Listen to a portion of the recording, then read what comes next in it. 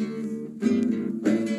joke, never joke, never joke. Oh, money never, money never, money never, money never, money never, money. I know what you conniving, money, money never, money never, money, money never, money, money. You can keep your conniving, money. When you've been knocked for a bum, in a bill tell me money. Now because your money done, you come with conniving money. When you had your pocket full, in a bill tell me money. Now because your money done, you hustle for tell me money. Yes, money never, money never, money, money never, money, money. Now don't want you conniving money. Neighbor, neighbor, joker. Neighbor, neighbor, joker. Neighbor, neighbor, joker. That's all the money that me walk for. A 2 pound note and a kill the piece. A 2 pound note and a kill the piece. A 2 pound note and a kill the piece. This is all the money that me walk for. I said money neighbor, money neighbor, money, money neighbor, money, money. Now I don't want you conniving money. Oh, Joseph.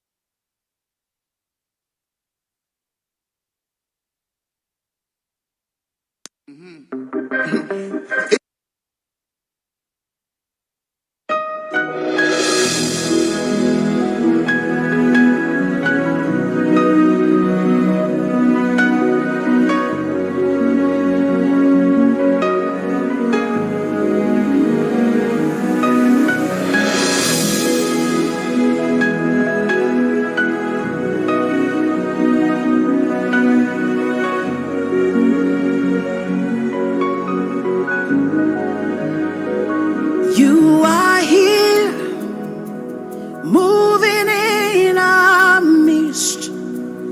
I worship you, I worship you.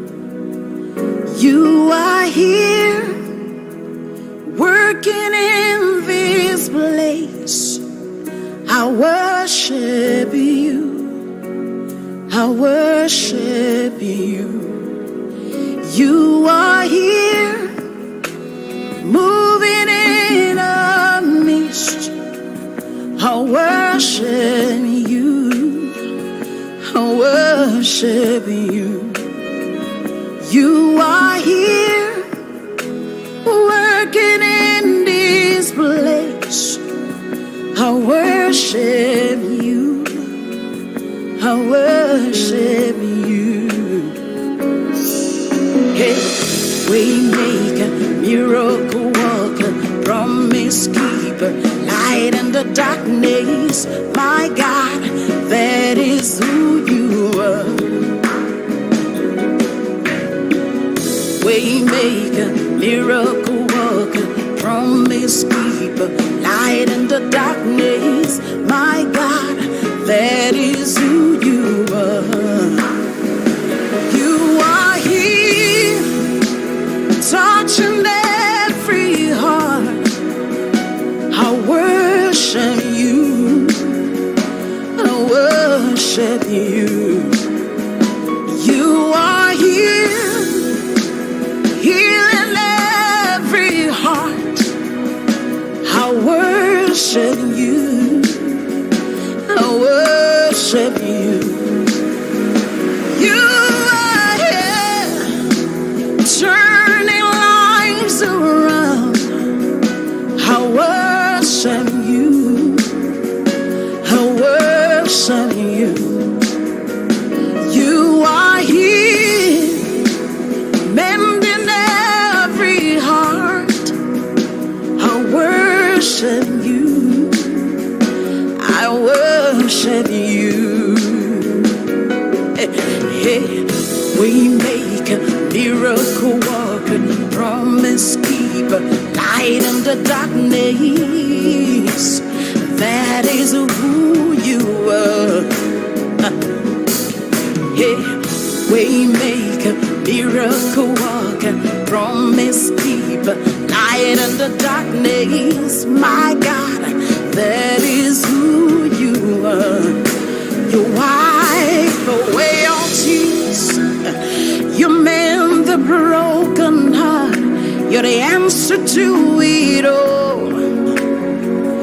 Jesus, you wipe away all tears. You mend the broken heart.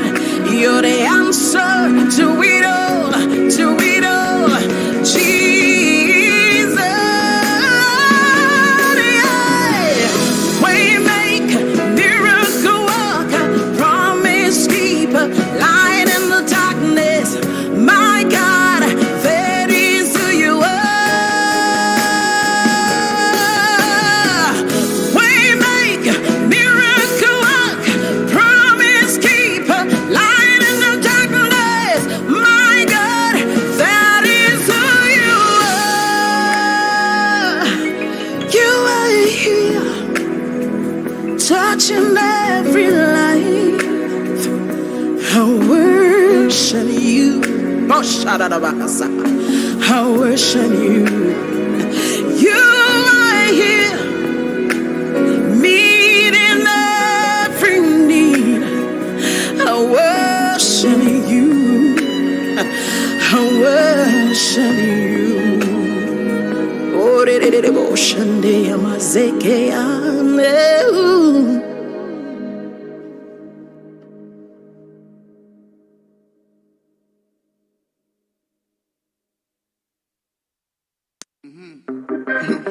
Equal rights and justice for all.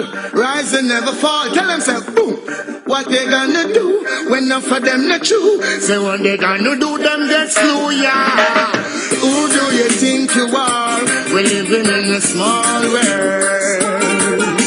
As wicked as you think you are, we're living in a small world. As bad as you think you are, we're living in a small world. As tough as you think you are, we're living in the one on them. Alright, that day will come when I stand and see all those wicked men in the fire getting burned. That day will come when they will try to escape and there will be nowhere to run. That day will come when I shall see they handing over bombs and bayonets and bullets and guns. That day will come when Emperor Selassie shall rise the wall of the ghettos, loot them from out of Islam, yeah.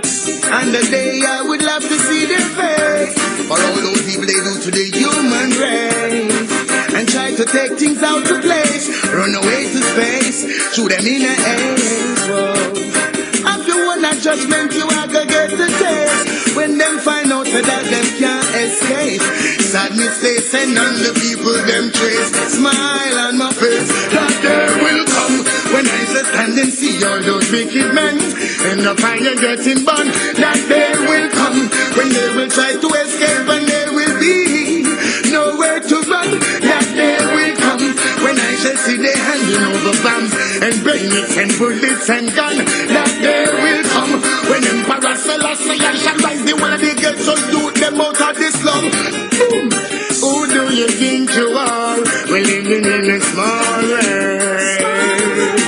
As wicked as you think you are, we're living in a small world. As slick as you think you are, we're living in a small world. As tough as you think you are, we're living in the one that near now. Tell them, escape today, you can't escape tomorrow. Make sure you pay back anytime you borrow. Make sure you don't left no life in a sorrow. Make sure you're not lean and straight like arrow. Make sure your brains not push out in a barrow. Make sure no make them walk out and borrow. Yeah, make sure your meditation and narrow. Judgment, I want to tell them some the world I want. That day will come when I shall stand and see all those wicked men in the fire getting burned. That day will come when they will try to escape and there will be nowhere to run. That day will come when I shall see they handing over bombs and bayonets and bullets and guns. That day will come when Emperor Selassie shall rise up on the wings of the heavens and the sun. Oh, yes, I will remain the same, hailing Rastafari name, and watch them going up in flame. For all the innocent going down the drain, you have to pay for the shackles and chains, and pay for this washing of the brain, and pay for these guns and cocaine, the sick and the lame. Alright, that day will come when I shall stand and see all those wicked men in the fire getting burned. That day will come when they will try to escape and they will be nowhere to run. That day will come when I shall see they handing over bombs and bayonets and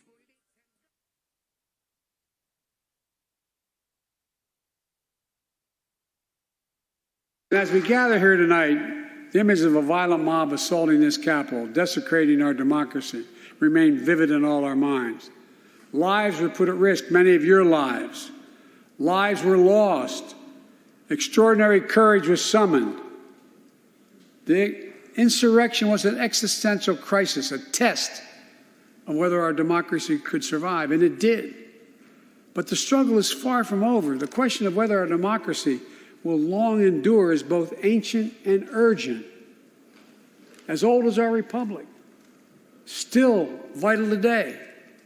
Can our democracy deliver on its promise that all of us, created equal in the image of God, had a chance to lead lives of dignity, respect, and possibility? Can our democracy deliver to the most pressing needs of our people? Can our democracy overcome the lies, anger, hate, and fears that have pulled us apart? America's adversaries, the autocrats of the world, are betting we can't. And I promise you they're betting we can't.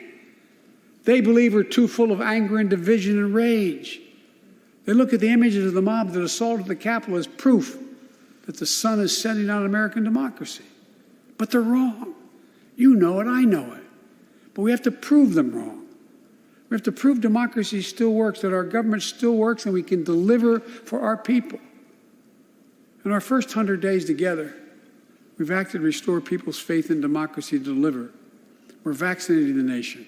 We're creating hundreds of thousands of new jobs. We're delivering real results to people. They can see it, feel it in their own lives. Opening doors of opportunity, guaranteeing some more fairness and justice. That's the essence of America. That's democracy in action. Our Constitution opens with the words, as trite as it sounds, we the people. Well, it's time to remember that we, the people, are the government. You and I. Not some force in a distant capital.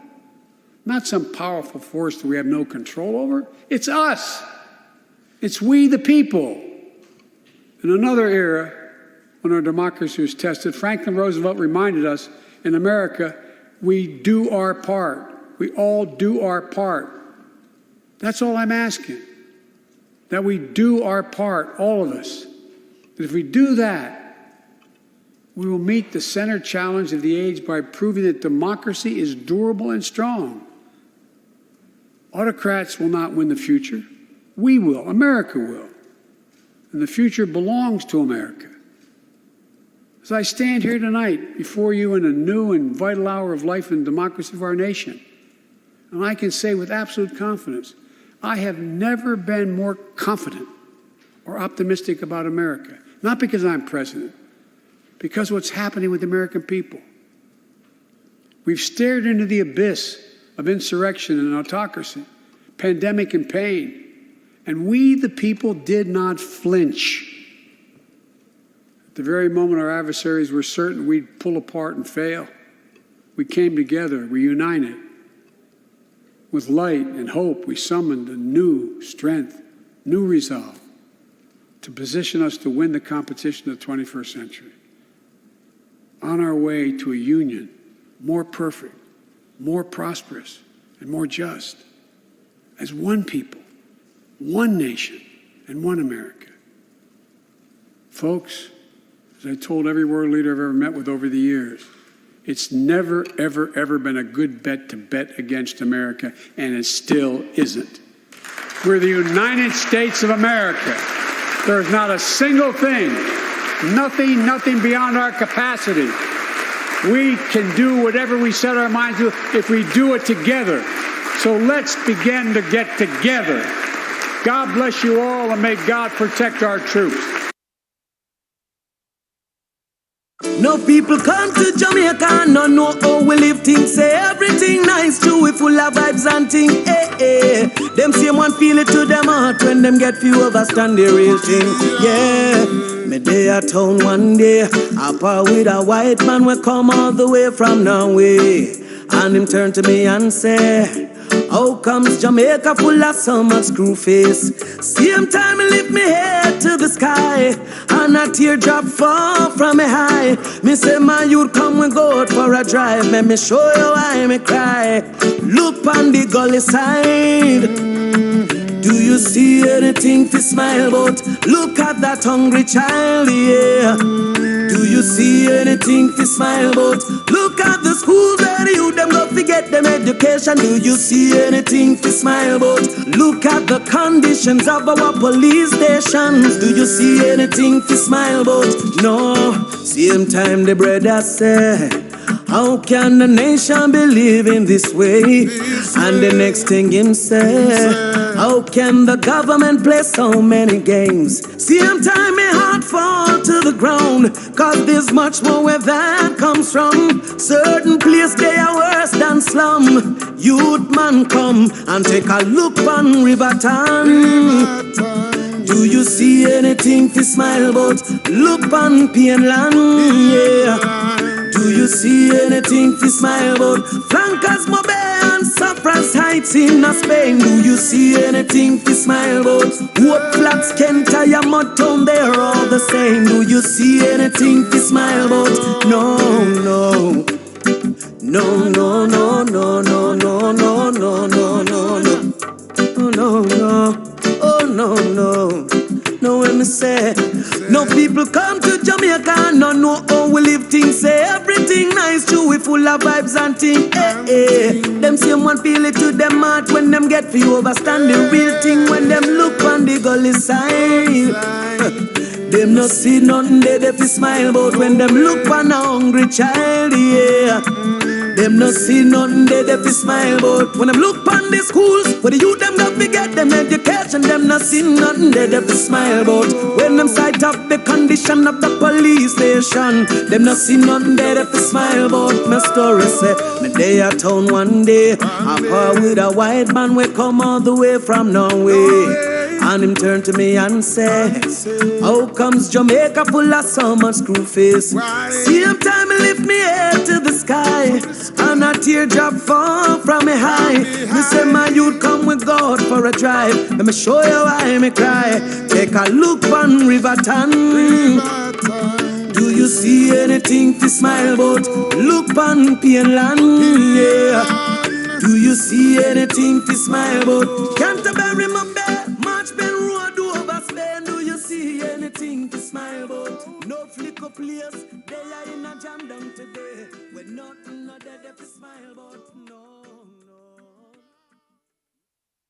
Moment of intermingled with great pain and extraordinary possibility.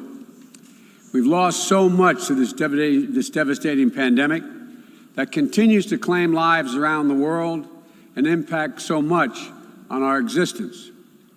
We're mourning more than 4.5 million people, people of every nation, from every background.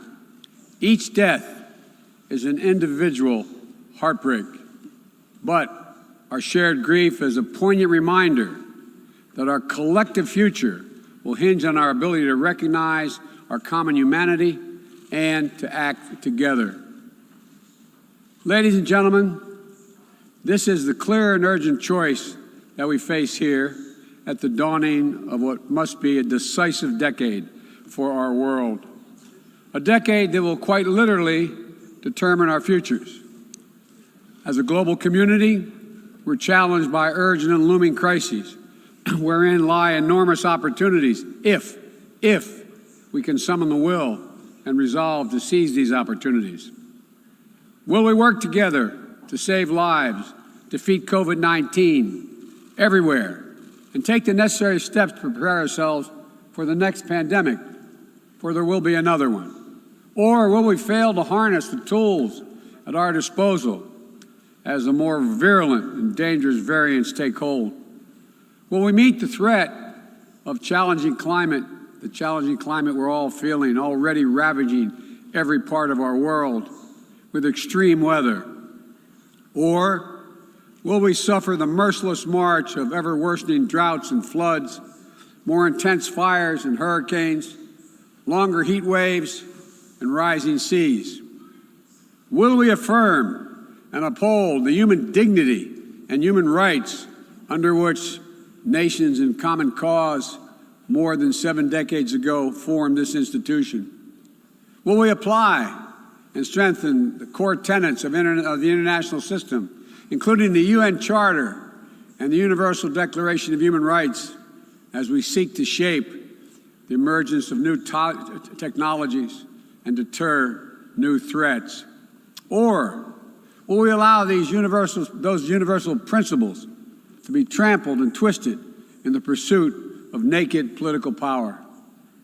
In my view, how we answer these questions in this moment, whether we choose to fight for our shared future or not, will reverberate for generations yet to come.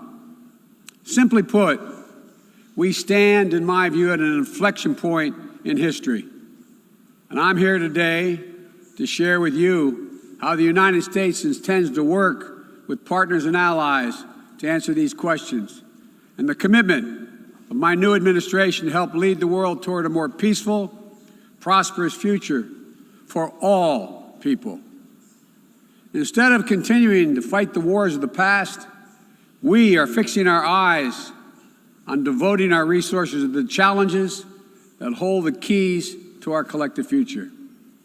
Ending this pandemic, addressing the climate crisis, managing the shifts in global power dynamics, shaping the rules of the world on vital issues like trade, cyber, and emerging technologies, and facing the threat of terrorism as it stands today. We've ended 20 years of conflict in Afghanistan, and as we close this period of relentless war, we're opening a new era of relentless diplomacy, of using the power of our development aid to invest in new ways of lifting people up around the world, of renewing and defending democracy, of proving that no matter how challenging or how complex the problems we're going to face, government by and for the people is still the best way to deliver for all of our people. And as the United States turns our focus to the priorities and the regions of the world, like the Indo-Pacific, that are most consequential today and tomorrow, we'll do so with our allies and partners through cooperation at multilateral institutions like the United Nations to amplify our collective strength and speed our progress toward dealing with these global challenges. It is a fundamental truth of the 21st century within each of our countries and as a global community that our own success is bound up in others succeeding as well. To deliver for our own people, we must also engage deeply with the rest of the world. To ensure that our own future, we must work together with other partners, our partners, toward a shared future. Our security, our prosperity, and our very freedoms are interconnected, in my view, as never before.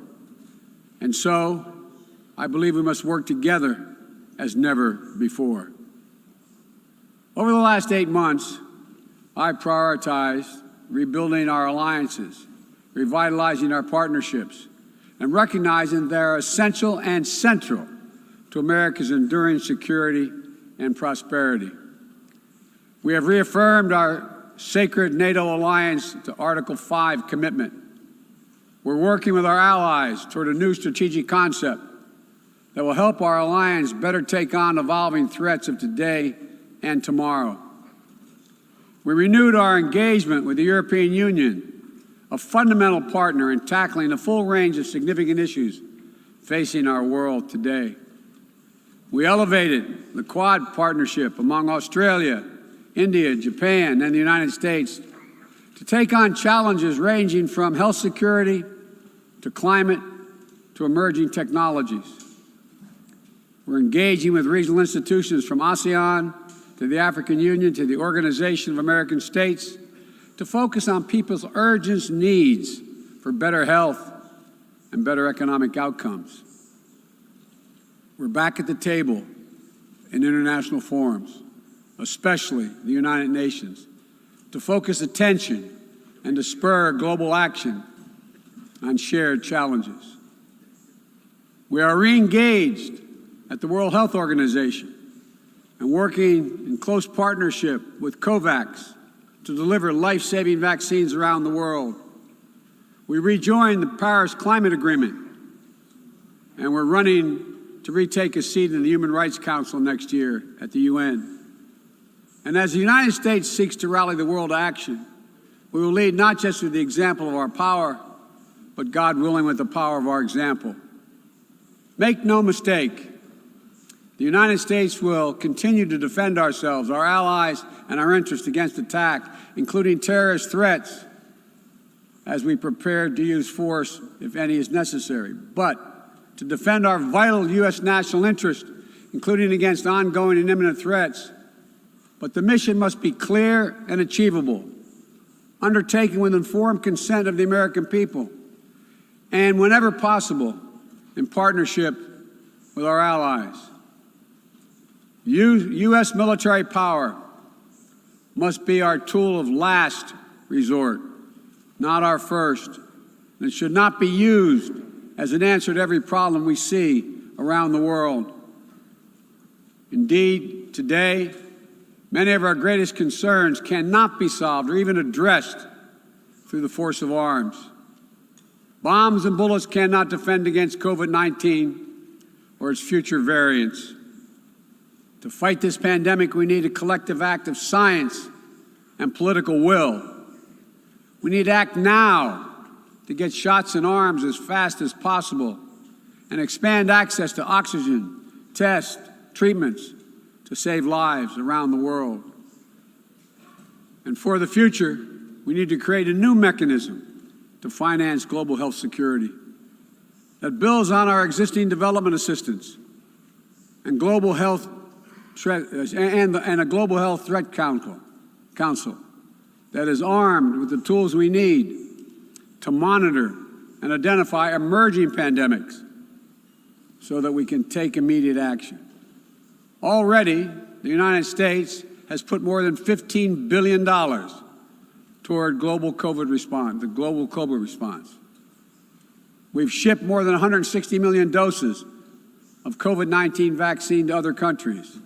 This includes 130 million doses from our own supply and the first tranches of the 500 million doses of Pfizer vaccine we purchased to donate through COVAX. Planes carrying vaccines from the United States have already landed in 100 countries, bringing people all over the world a little dose of hope, as one American nurse termed it to me. A dose of hope, direct from the American people, and importantly, no strings attached. And tomorrow, at the U.S.-hosted Global COVID-19 Summit, I'll be announcing additional commitments as we seek to advance the fight against COVID-19 and hold ourselves accountable around specific targets on 3 key challenges: saving lives now, vaccinating the world, and building back better. This year has also brought widespread death and devastation from the borderless climate crisis. The extreme weather events that we have seen in every part of the world, and you all know it and feel it, represent what the Secretary General has rightly called Code Red for humanity. And the scientists and experts are telling us that we're fast approaching a point of no return in a literal sense. To keep within our reach the vital goal of limiting global warming to 1.5 degrees Celsius, every nation needs to bring their highest possible ambitions to the table when we meet in Glasgow for COP26. And then to have to keep raising our collective ambition over time. In April, I announced the United States' ambitious new goal under the Paris Agreement to reduce greenhouse gas emissions from the United States by 50 to 52% below 2005 levels by 2030, as we work toward achieving a clean energy economy with net zero emissions by 2050. And my administration is working closely with our Congress to make critical investments in green infrastructure and electric vehicles that will help us lock in progress at home toward our climate goals.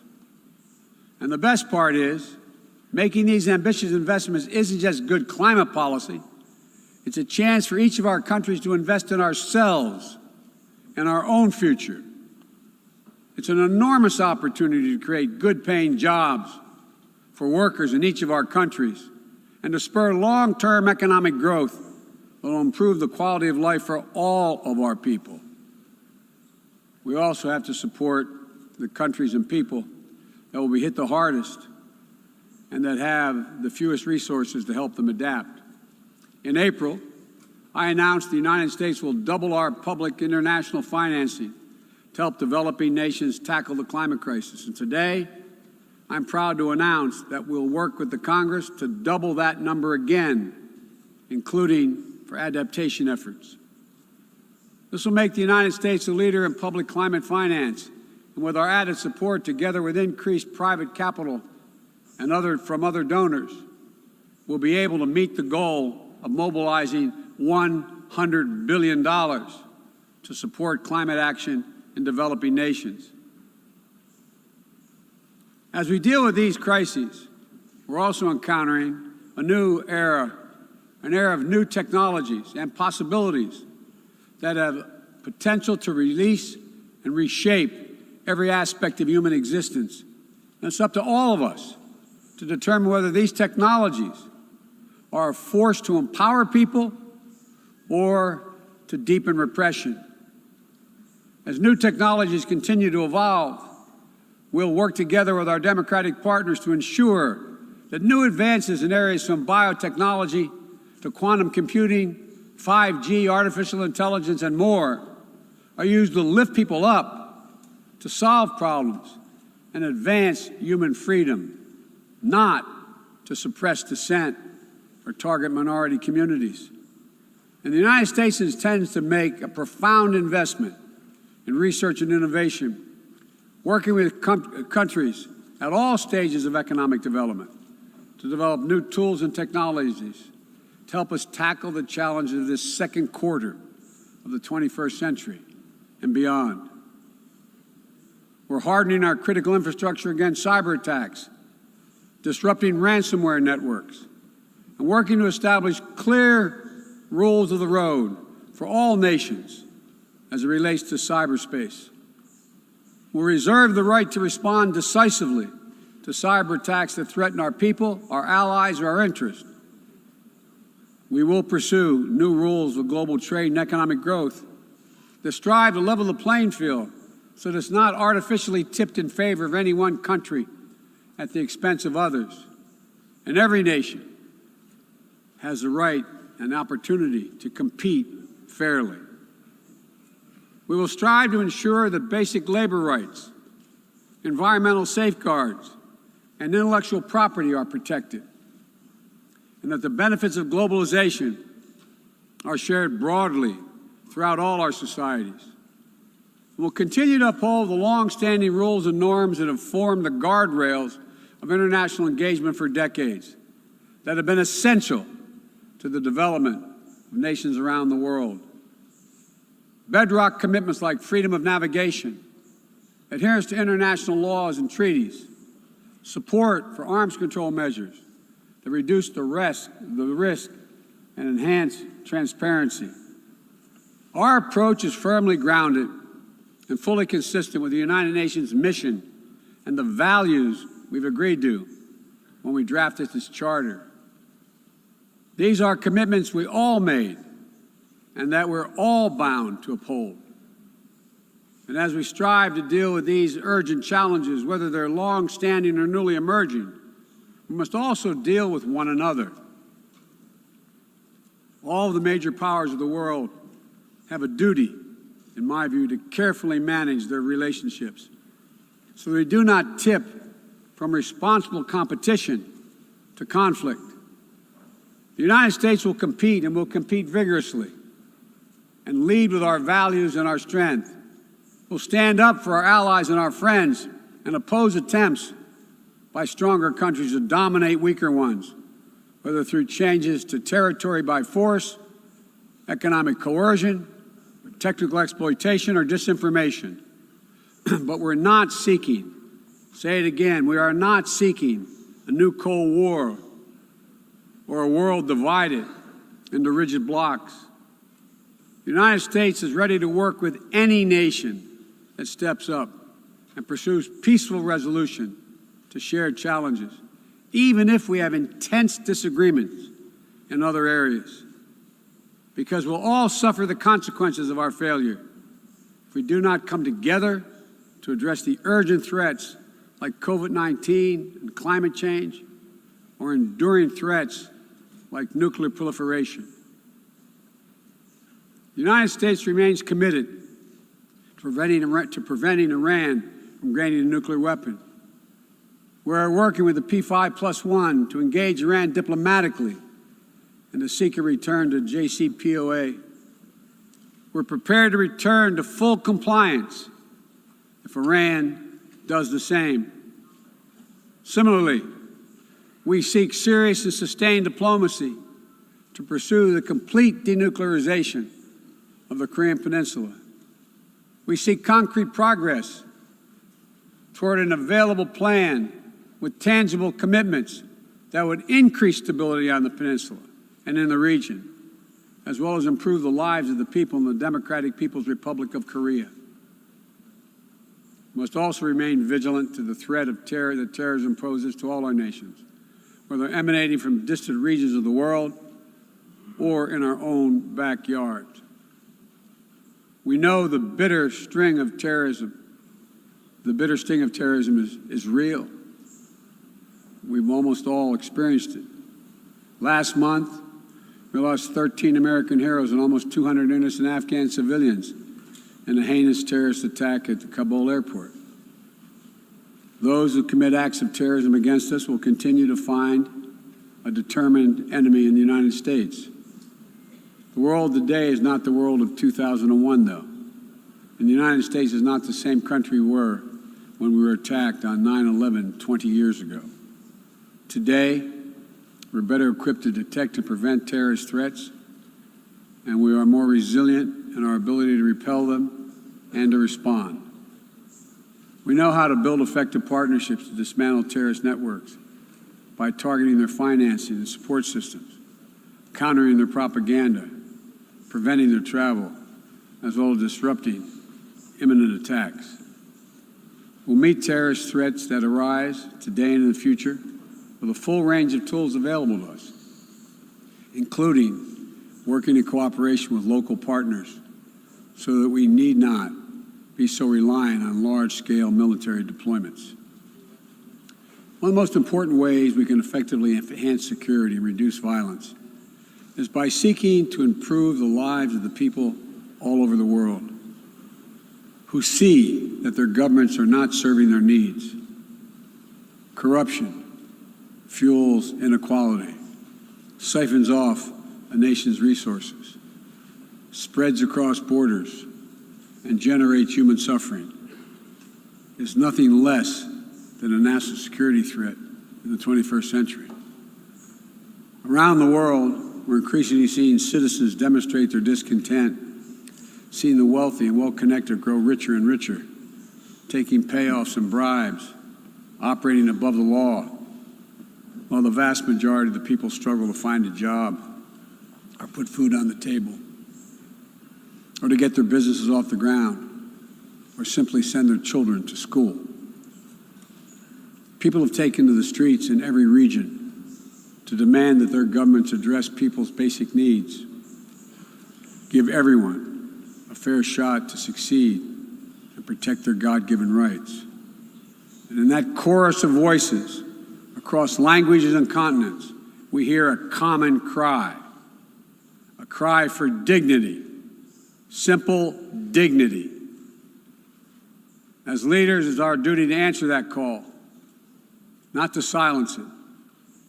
The United States is committed to using our resources and our international platform to support these voices, listen to them, partner with them to find ways to respond that advance human dignity around the world. For example, there's an enormous need for infrastructure in developing countries. But infrastructure that is low quality or that feeds corruption or exacerbates environmental degradation may only end up contributing to greater challenges for countries over time. Done the right way, however, with transparent, sustainable investment in projects that respond to the country's needs and engage their local workers to maintain high labor and environmental standards, infrastructure can be a strong foundation that allows societies in low and middle income countries to grow and to prosper. That's the idea behind the Build Back Better world.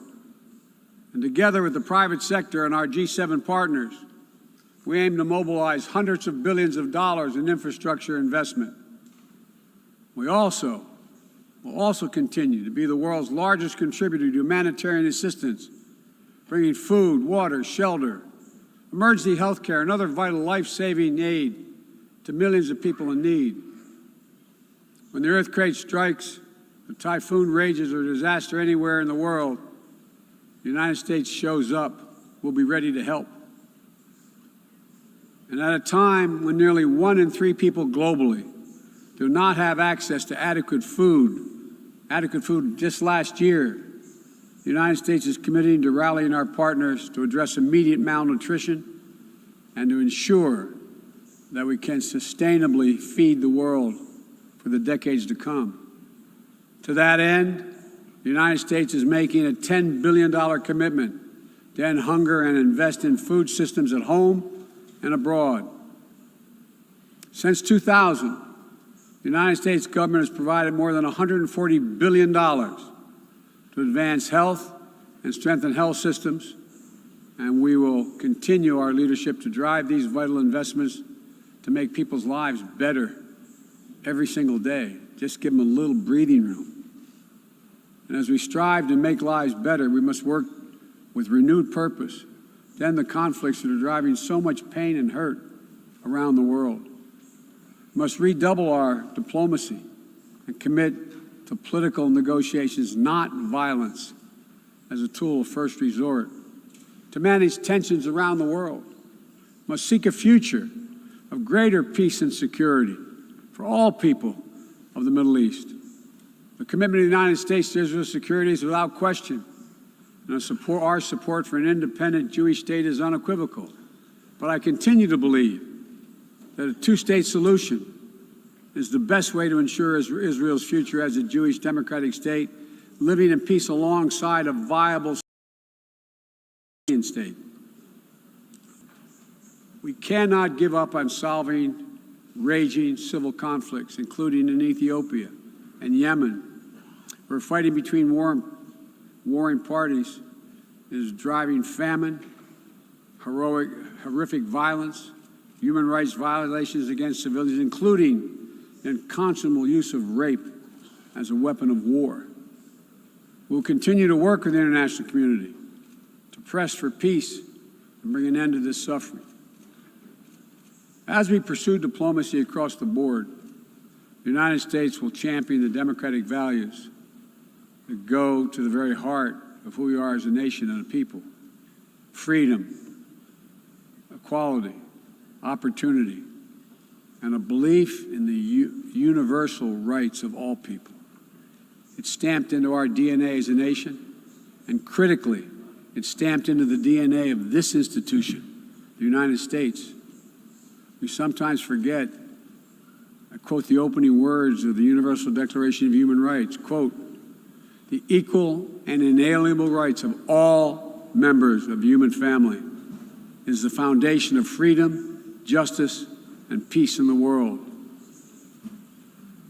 The founding ethos of the United Nations places the rights of individuals at the center of our system. And that clarity and vision must not be ignored or misinterpreted.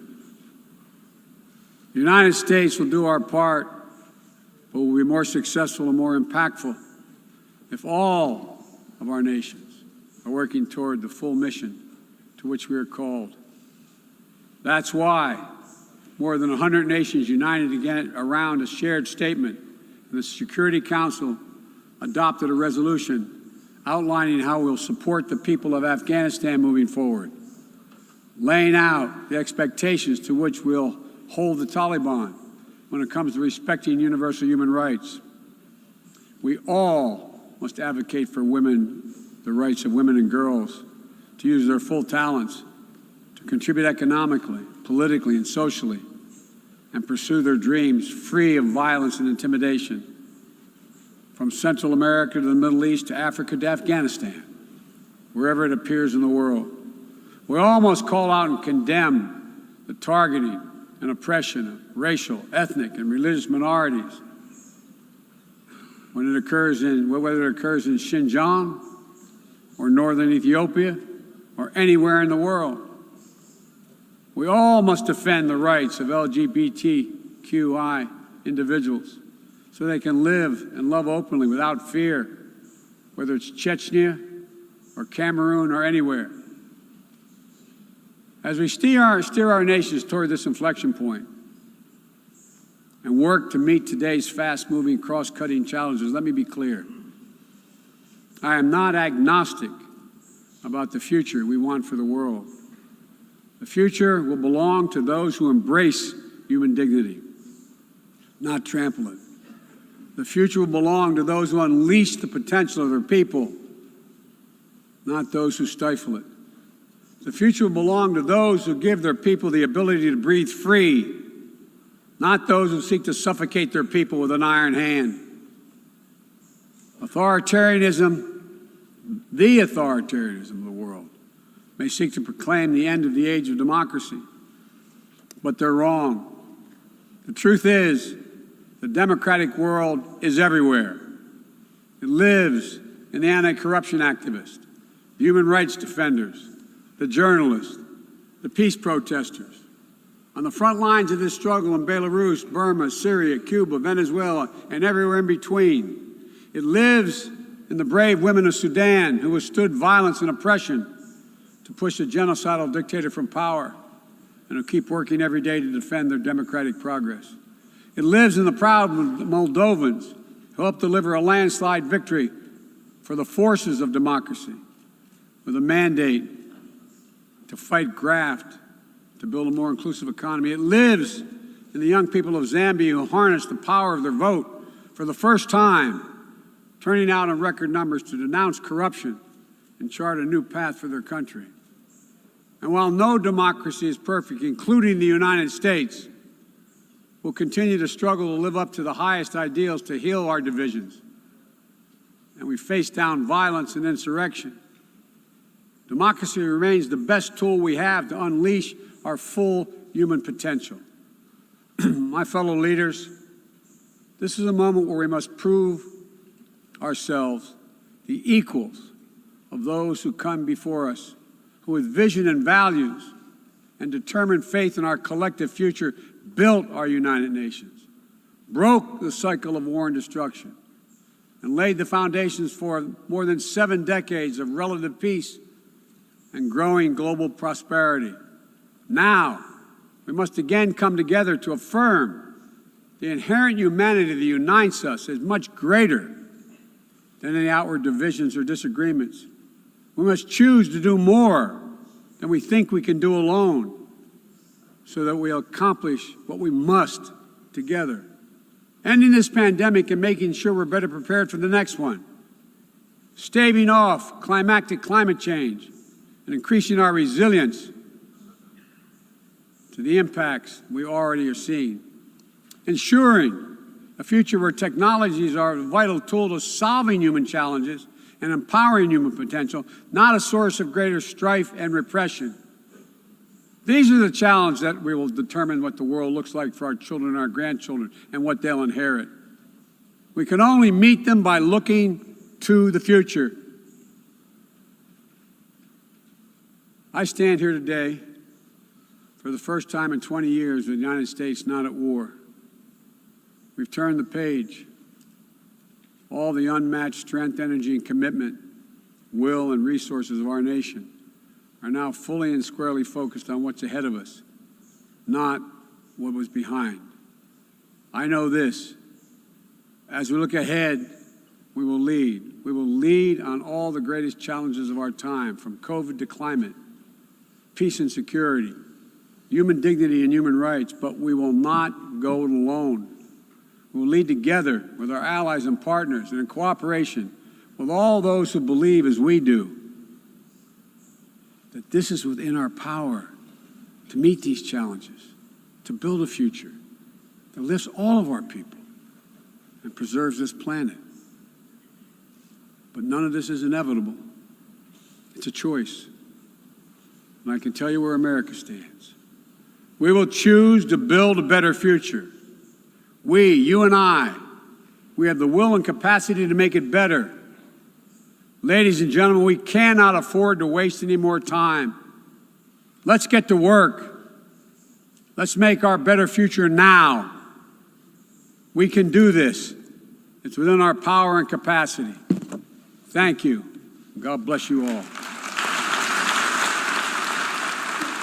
President Biden concluding about a half-hour-long speech, his first speech to the UN General Assembly, saying that we stand at an inflection point in history. He made the commitment the U.S. would lead the world for all people. Joining me now is NBC's Chief Foreign Affairs Correspondent Andrea Mitchell and NBC Chief Foreign Correspondent Richard Engel. And Andrea, I'll start with you. One of his last words, we will not go it alone. What a contrast from the last administration and its message to this body. Well, his message has been America is back. That's what he first said at the NATO meeting.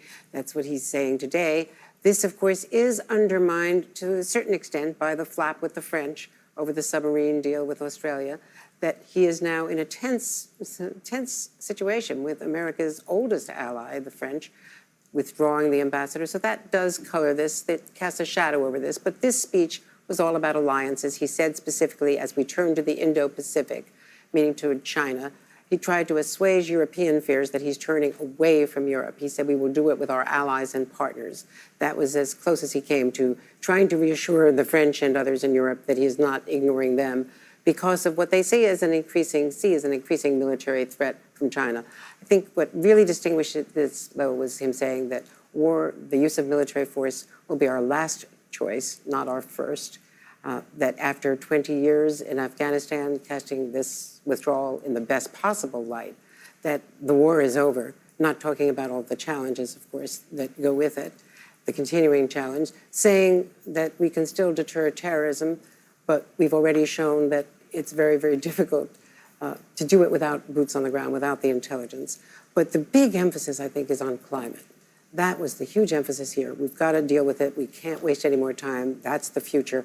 Climate, dealing with the next pandemic, as well as COVID, and also cyber and the future threats. This was Joe Biden trying to cast himself as the future leader and reassure allies at the same time. Richard Engel, you've been in and out of Afghanistan several times in the last few weeks. The president spoke as a virtue that he's the first American president in 20 years to stand on that podium and not be leading a country at war. So it was, if you noticed, Afghanistan was quite deep into the speech. And these speeches, they all get printed out. They get taken home to all the individual countries. So he's not really addressing the American audience in this speech. It's kind of an agenda of what his administration sees as priorities. And it's like in a newspaper article. You put the headline first, and then it gets less and less important the further down you go. And at the top of the speech, clearly it was about COVID and about climate. Buried further down, there was some talk about Afghanistan and talk about terrorism. And he talked specifically about the ability to fight terrorist propaganda. At that one stage, that sort of raised my eyebrows a bit, because right now what has happened in Afghanistan is terrorist propaganda. The terrorists around the world are incredibly inspired. President Biden, he did use the word in this speech. He always talks about terrorism having metastasized, like it's some sort of cancer. So we don't need to be just in Afghanistan because the cancer has spread to other places. Therefore, we can deal with it from afar and try and drone strikes and move around. But unfortunately, I don't think the metastasis of cancer is the right analogy here. It's more like a lighthouse. And Afghanistan is a big beacon showing that militant force, that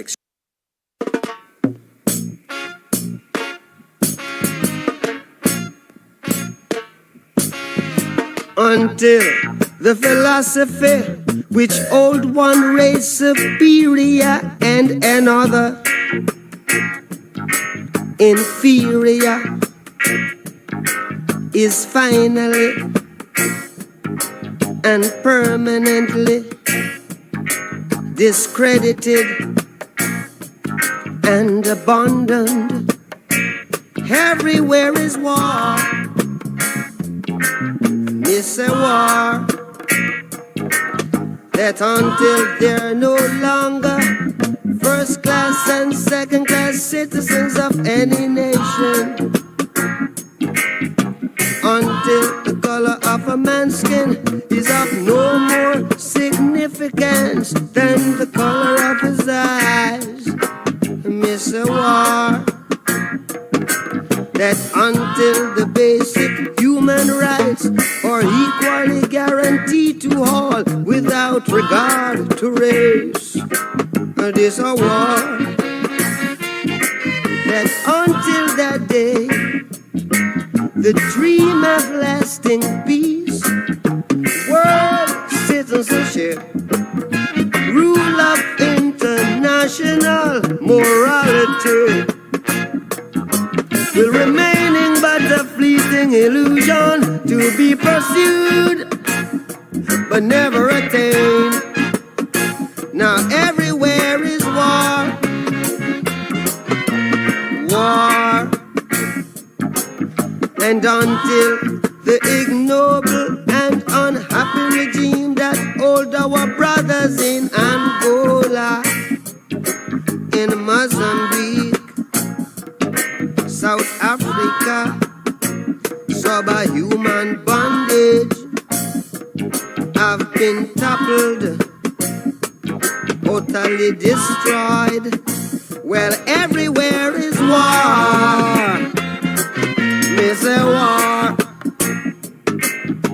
War in the east, war in the west, war up north, war down south, war, war, rumors of a war. And until that day, the African continent will not know peace. We Africans will fight, we find it necessary, and we know we shall win, as we are confident in the victory of good over evil, good over evil, yeah, good over evil.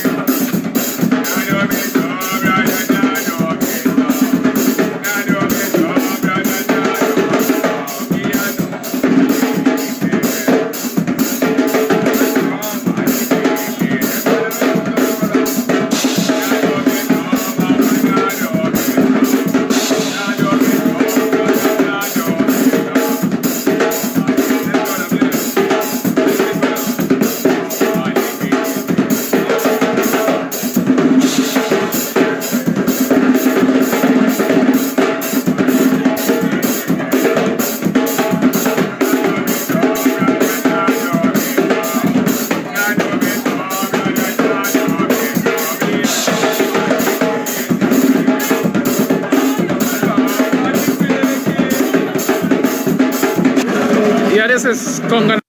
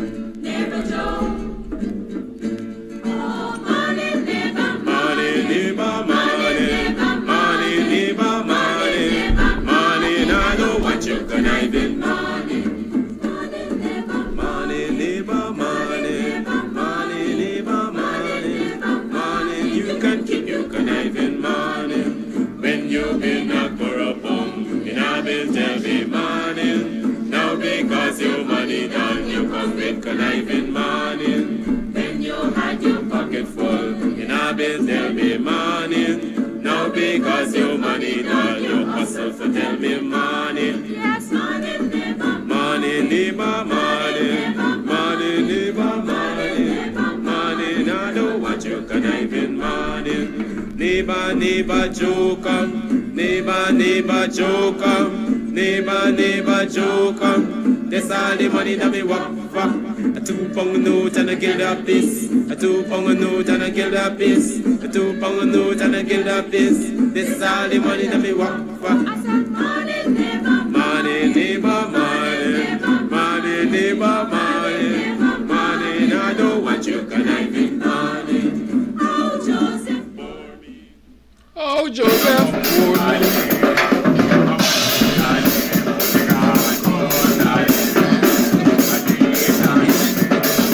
Oh, Joseph. For the crime of African enslavement. Reparative justice must not only include a full and unconditional apology from those responsible and or who benefited from the transatlantic trade in captive Africans and their consequent enslavement must go beyond apology. In this regard, Guyana will continue to support the efforts being made within the Caribbean community to press for the convening of an international summit to demand reparative justice for the victims of the transatlantic slave trade. Morning, neighbor, morning. I hope you all find a raft to put those who are an embarrassment to this country at sea. You all hear me? Find a raft to put those who are an embarrassment to this country at sea. And I know you have been given the paddle already. In case you're always sitting back and waiting for the paddle, it was delivered at the UNGA 76th Assembly. I don't know if you all heard it, but it was delivered. That's all I can say to you. You have to be keen listeners to be good learners. And so I remind you that you were given. Just in Afghanistan because You were given to go ahead. Do what you want with them. Do what you want with them. Big brother said do what you want with them. We're going to stand by you. But I don't know how many of you were listening keen enough. Okay? But I presented to you the speech, the address, the first time address of Joe Biden, President of the United States of America, to the UN General Assembly. And of course, all of us, or most of us, were also exposed to the first time address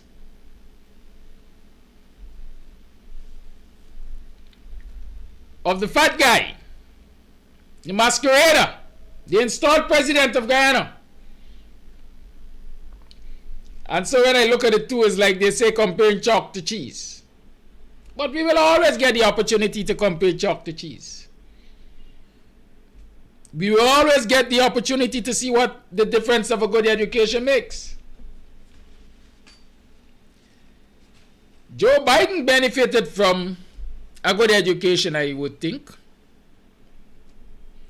The fat guy went to the University of Iflocht, having left secondary school. I guess he was tutored by Sitira Gyal, and so no child was left behind with an education. And so if you compare the two, you can compare chalk and cheese.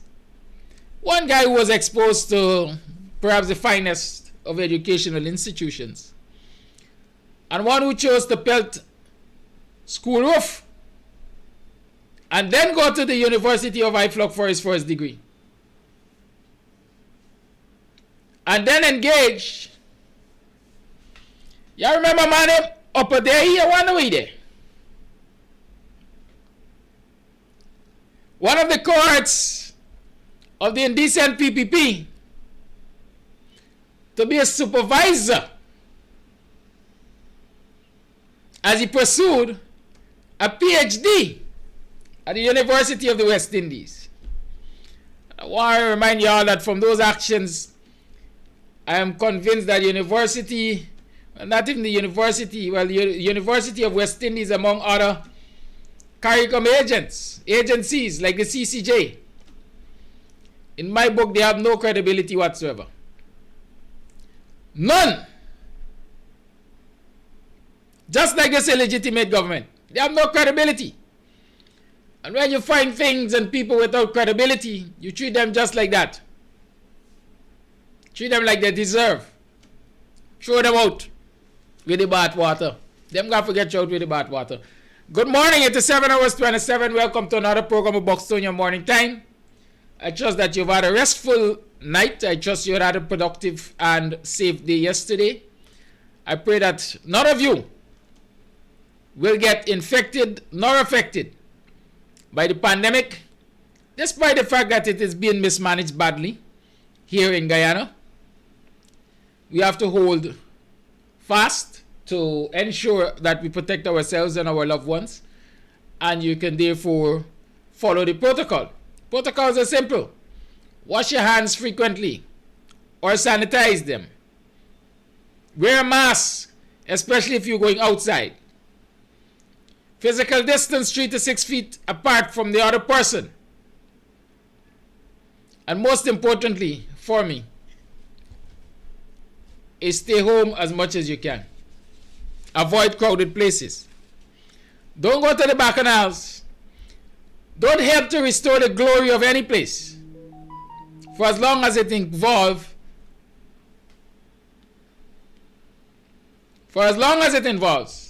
getting into a crowded place, don't restore the glory. Maintain your glory, your life. Keep that in mind. Right? Let's talk about what we're going to talk about today. Let me see if I can find back that little statement. Listen to this. I think it's about here. Generate human suffering is nothing less than a national security threat. 200 innocent Afghan civilians in a heinous terrorist attack at the Kabul airport. Those who commit acts of terrorism against us will continue to find a determined enemy in the United States. The world today is not the world of 2001, though.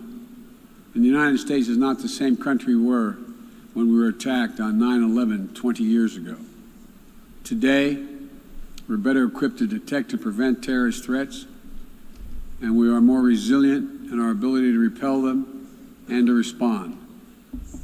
We know how to build effective partnerships to dismantle terrorist networks by targeting their financing and support systems, countering their propaganda, preventing their travel, as well as disrupting imminent attacks.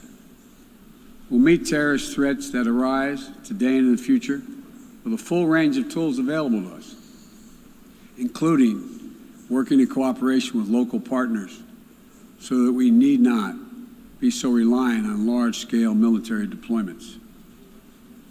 One of the most important ways we can effectively enhance security and reduce violence is by seeking to improve the lives of the people all over the world who see that their governments are not serving their needs. Listen here. Corruption fuels inequality, siphons off a nation's resources, spreads across borders, and generates human suffering. Is nothing less than a national security threat in the 21st century. Around the world, we're increasingly seeing citizens demonstrate their discontent, seeing the wealthy and well-connected grow richer and richer, taking payoffs and bribes, operating above the law, while the vast majority of the people struggle to find a job or put food on the table, or to get their businesses off the ground, or simply send their children to school.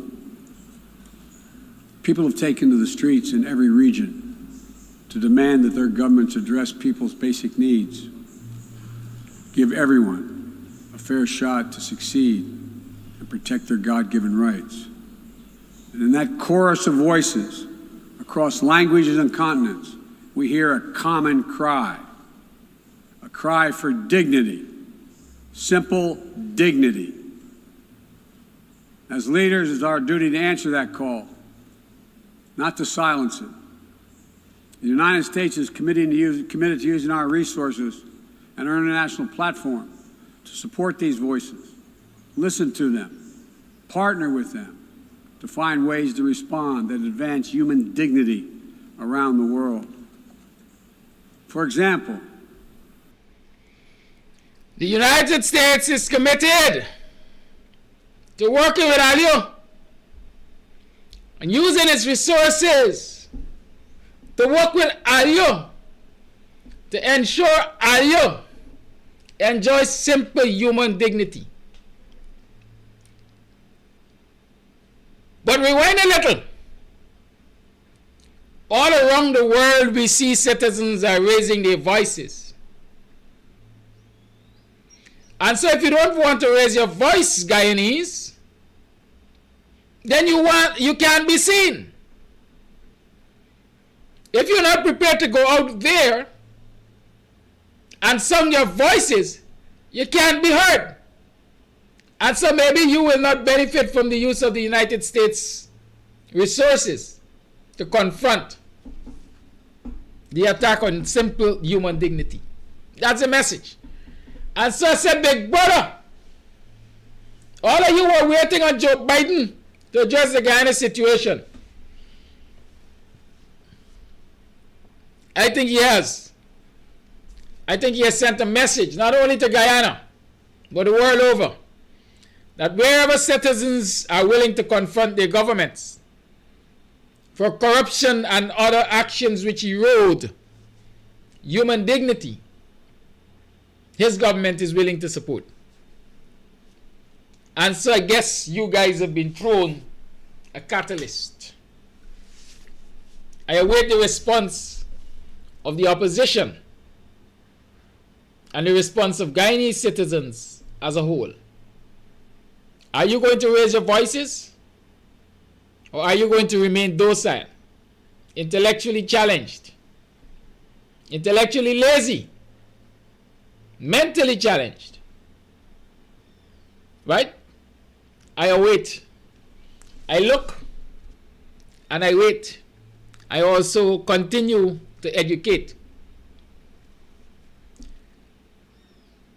Biden's reference to corruption, etc., made me at one point in time felt that he was describing Guyana. Because we have seen it. We experience it on a daily basis. Okay? And so I'm saying to you, take a cue from the man who all of you thought your hopes lay in. Right? Take a cue. Y'all get out there, song your voices. Right, teachers? Right, nurses? Public servants? Forget your leaders. Forget your union leaders. They don't serve your causes. They are part of the government. And for as long as they're part of the government, unofficially, under the table, you got to forget them. You have to work around them. They might hold office, but you hold the power. Keep that in mind. Right? They may hold office, but you, the people, have the power. That's another theme in Biden's presentation. Government by the people. Right? By the people.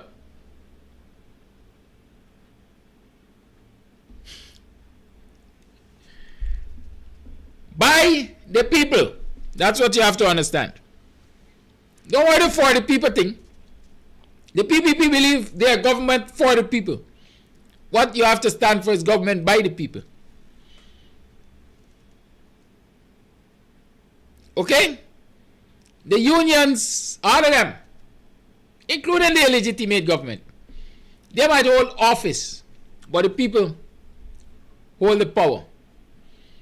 And so let me tell teachers, this morning I'm going to talk a lot to teachers, because the actions of our teachers send a strong message to the nation, because teachers are molders of the nation, so they say. Right? Teachers are molders of the nation, and so teachers set the examples, which students and so on follow. You know for a fact, I don't know how many of you have had that experience. When you have your toddlers in nursery school or so, if the teacher tell them the moon's square,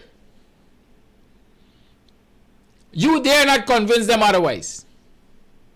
You can't convince them otherwise, because teachers say, and teacher always right. And so since teacher is always right, teachers got to set the right examples.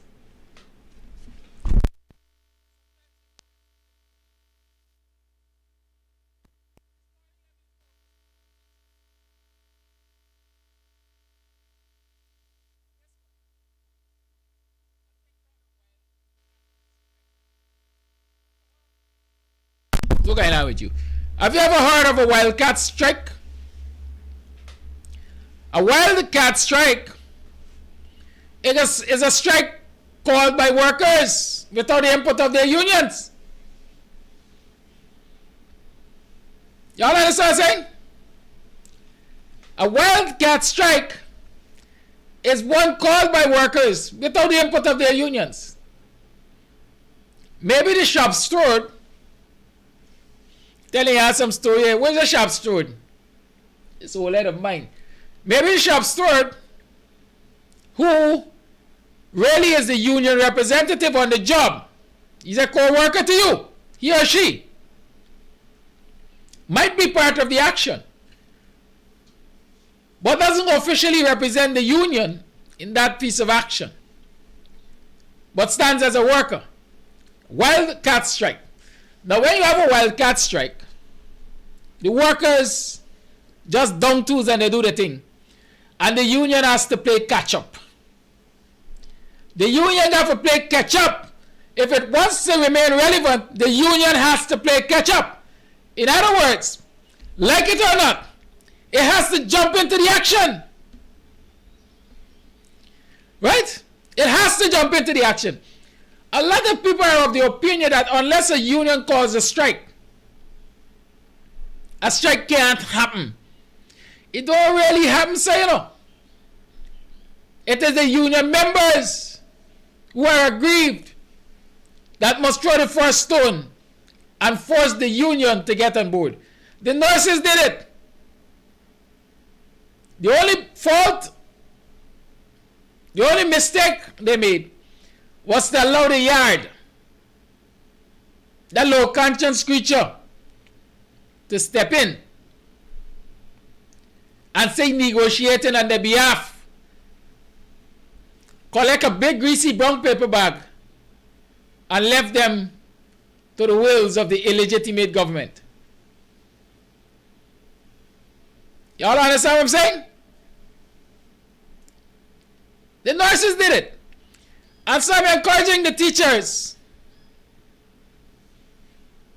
I'm encouraging the teachers. Forget Mark Light. Forget your general counsel, or whatever you call him, your management counsel, or whatever you call him. Forget those who are in the leadership of the union, but are more focused on collecting the brown paper bag and drinking soup, whether late night or early morning. Whether at Palm Court or the Marriott, or perhaps in Jack Dio's living room. Forget them. Put on back your boots and hit the road. Hit the road. Call a wildcat strike. When wildcat strikes are called in the sugar industry, the unions get on board. GAWU gets on board. And within hours, negotiations take place and rewards are given for bad behavior. You hear what I'm saying? Self-determination. And so teachers must learn to partake in self-determinative actions. And nearly get tied up with one of them tiv like rapper-raff tiv. Right? You must get caught up in self-determination. And so I'm encouraging teachers.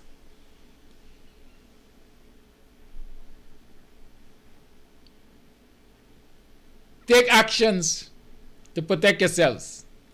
Take actions to protect your profession. Take actions to protect the nation's children. They will all thank you for it at the end of the day. They will all thank you for it at the end of the day. I know a lot of you know what I'm talking about. You know where I'm getting to. Right? You know what I'm talking about, and you know where I'm getting to. And I'm saying if these union heads, not if, as a matter of fact, I have concluded already that the union heads don't have your best interests at heart. So you take control of this thing. Call a wildcat strike. Your head teachers. No, let me start from top. The workers' representatives, the union heads, don't have your interests at heart. Your employers, secretarial, chief education officer, regional education officer, head teacher,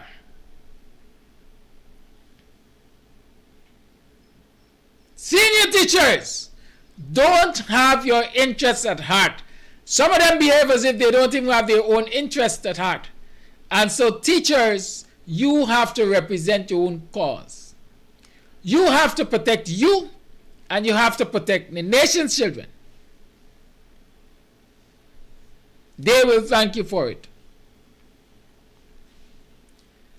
Information reaching my desk, unverified,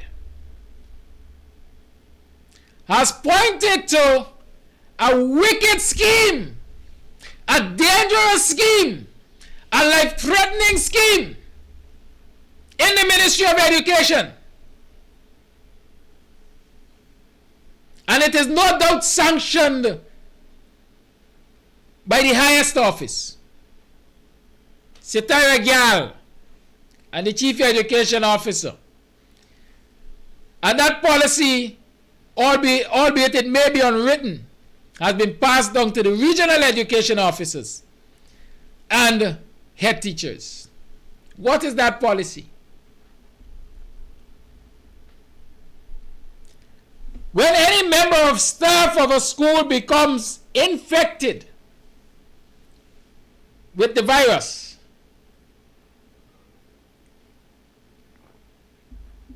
there should be no broader announcement.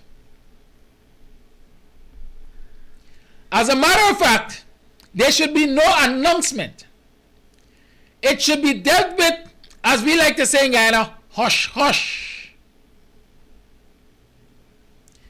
It should be dealt with hush, hush. Here, how it should be dealt with. If the head teacher becomes aware that a staff member is COVID positive, that head teacher must make quiet contact with the regional education officer, and together they will arrange for the head teacher to go home. Schools, the school, under some excuse or other, usually the need to fumigate, will be closed for 2 days. Not more than 2 days. Y'all know what I'm saying? The schools will be closed for not more than 2 days. Under the guise of the need for fumigation. And then the staff and the student population will return to school. Y'all listen carefully what I'm saying. If a teacher becomes infected, there is no longer a need for contact tracing to take place to find out how many students that teacher has been in contact with, how many of our colleagues or his colleagues that teacher has been in contact with. And those persons identified for quarantine. Usually 14 days. No. That is too much man-hours being lost. What you're required to do is remove that teacher from the system quietly. Close the school for a day or two. Fumigate it. And let everybody else come back to work. So you don't try to find those other teachers and students and members of staff who may have become infected by that teacher. No, you don't do that. You go back to work as normal. And so when another teacher shows up positive or another member of staff shows up positive, you do the same thing. And if it's 2 or 3 of them shop, you do the same thing. And so this wicked and vindictive, nasty, stinking, dirty cabal, aided by the chief education officers and others in our office, who are supposed to be looking out for the teachers' interest and students' interest and families' interest in this country, are not interested in doing the right thing. But these officers are interested in serving their political bosses and being stooges, because they don't have the gumption, the testicular fortitude, the balls to tell their political masters that this is nonsense you're doing and you are going to cost people's lives. Like we're seeing, the numbers are continuing to rise. The numbers are continuing to rise. There were reports some days ago of a 5-year-old, I think, in quarantine, Barbies, either infected or died from COVID virus. Right? In the course of last week, I got a report from a parent who sent her 2 male children to school because they're in examination class, primary level.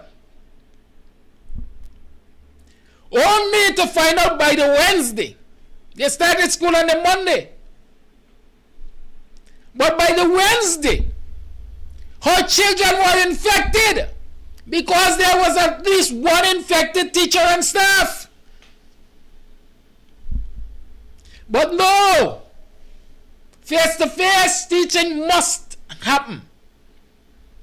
Satiric girl must be proven correct. And teachers, head teachers, union reps, and I say union reps with no regrets, because union reps are parts of teaching staff and they know what is happening. And they're not standing up for their teachers. They're not standing up for their members. As a matter of fact, they're not even standing up for themselves. They want somebody to fight their battles. Because if they fight their battle, they believe that they're not going to get duty-free concession. And they're not going to get scholarship. So there's always the carrot and the stick being dangled in front of them. And in the hope of getting duty-free concession, they got to live good with the education officers and the system, and say they don't want to buck the system to represent their colleagues. They don't want to. So I'm saying, teachers, the time has come for you to take matters in your own hand and hand the union a wildcat strike and bring the union and the government to the table to negotiate with you. And while you're at the wildcat strike, perhaps you can ask for the removal of those office holders who don't have your interests at heart. People have to take actions in their own hands to protect themselves and families. I was informed, and I ain't got no qualms about calling names and places, by several teachers at Golden Grove Primary that they have staff members who were infected with COVID-19.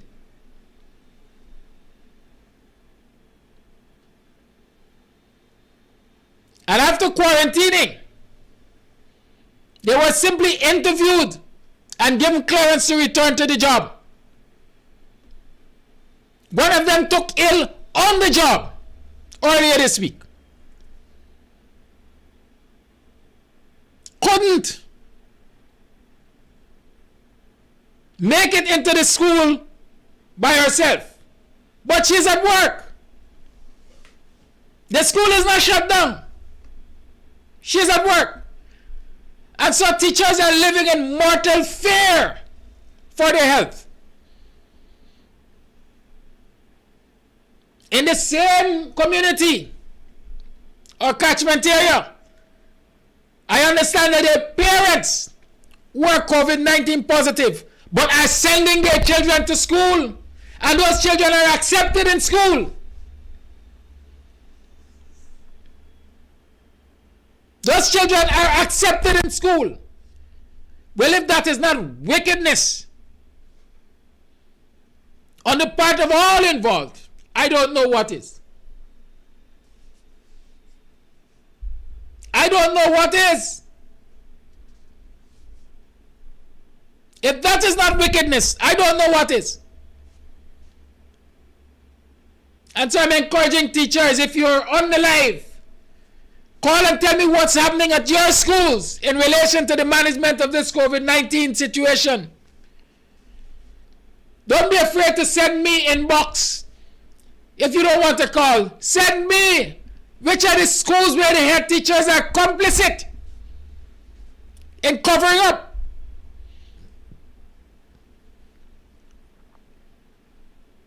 The discovery of COVID-19 infections and putting people's lives at risk. They're talking about closing the school 1 and 2 days for fumigation. What are they fumigating with? That's the question. What are they fumigating with? Listen, I thought this country had gone past the days when schools had to send the parents to beg for cleaning supplies. But we are right there, right now. Cleaners are asked to fumigate schools without cleaning supplies. A little water and bleach, if bleach is present. My information is that many of the schools have no cleaning supplies, and they are being encouraged by their regional educational departments to beg in the community for cleaning supplies. Teachers are asked to make contact with their contacts and see if they could get anything to help clean the school. In a pandemic, and teachers are returning to the job every day. They're returning to the jobs every day. And they're grumbling. That's what they're doing. Grumbling. Yeah, you know, Mr. Amsterdam, Cali and tell you what happening. What did they say? Atlas or I love the world? I ain't Atlas. Robin Hood stole and give to the poor. I ain't Robin Hood. We all got the same blood running through with veins. I might have a platform. So I like these things. But unless you are willing to speak out about them, nothing is going to change. Nothing will change. And so I'm calling on teachers this morning, stand up for something, or you are going to lay down dead for nothing. I don't wish death upon anyone, but I'm a realist. I am a realist. COVID-19 is present. It is killing. The vaccines have their own impact. You got a right to take or not take them. You also have a right to protect yourself by any means necessary.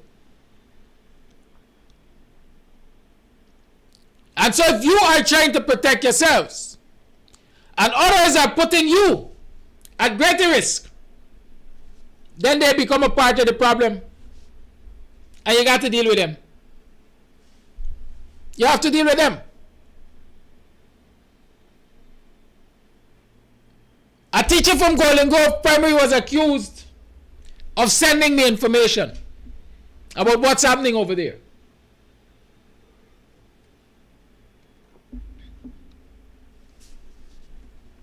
Their teacher said to the teacher, you're digging your own grave, or you're going to shoot yourself in your foot. Can you imagine that? You as head of the school should be looking out for the safety of your staff. But when they stand up for what is right, you threaten them. Their colleagues, when they should be supporting the stance of what is right. As we like to say, ganging up and whisper. They got a whisper campaign because that is the whistleblower. Let us target the whistleblower.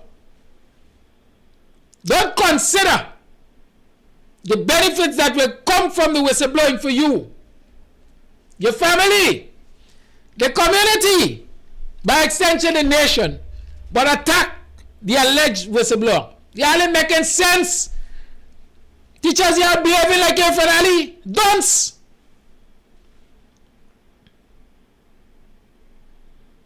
And so I understand that people from the Department of Education have been running into the school. They're going to the school to find out what's happening. Who is the whistleblower? Who dared to send this information to Mr. Amsterdam? Calls are being made from the Department of Education to threaten people that the minister is peeved and the minister will be taking further actions. Well, to hell with the minister.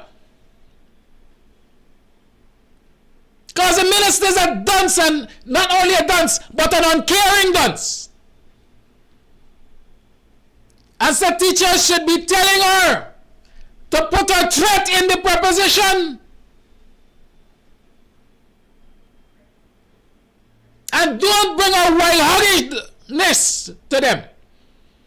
Keep your wild-hoggedness for Freedom House.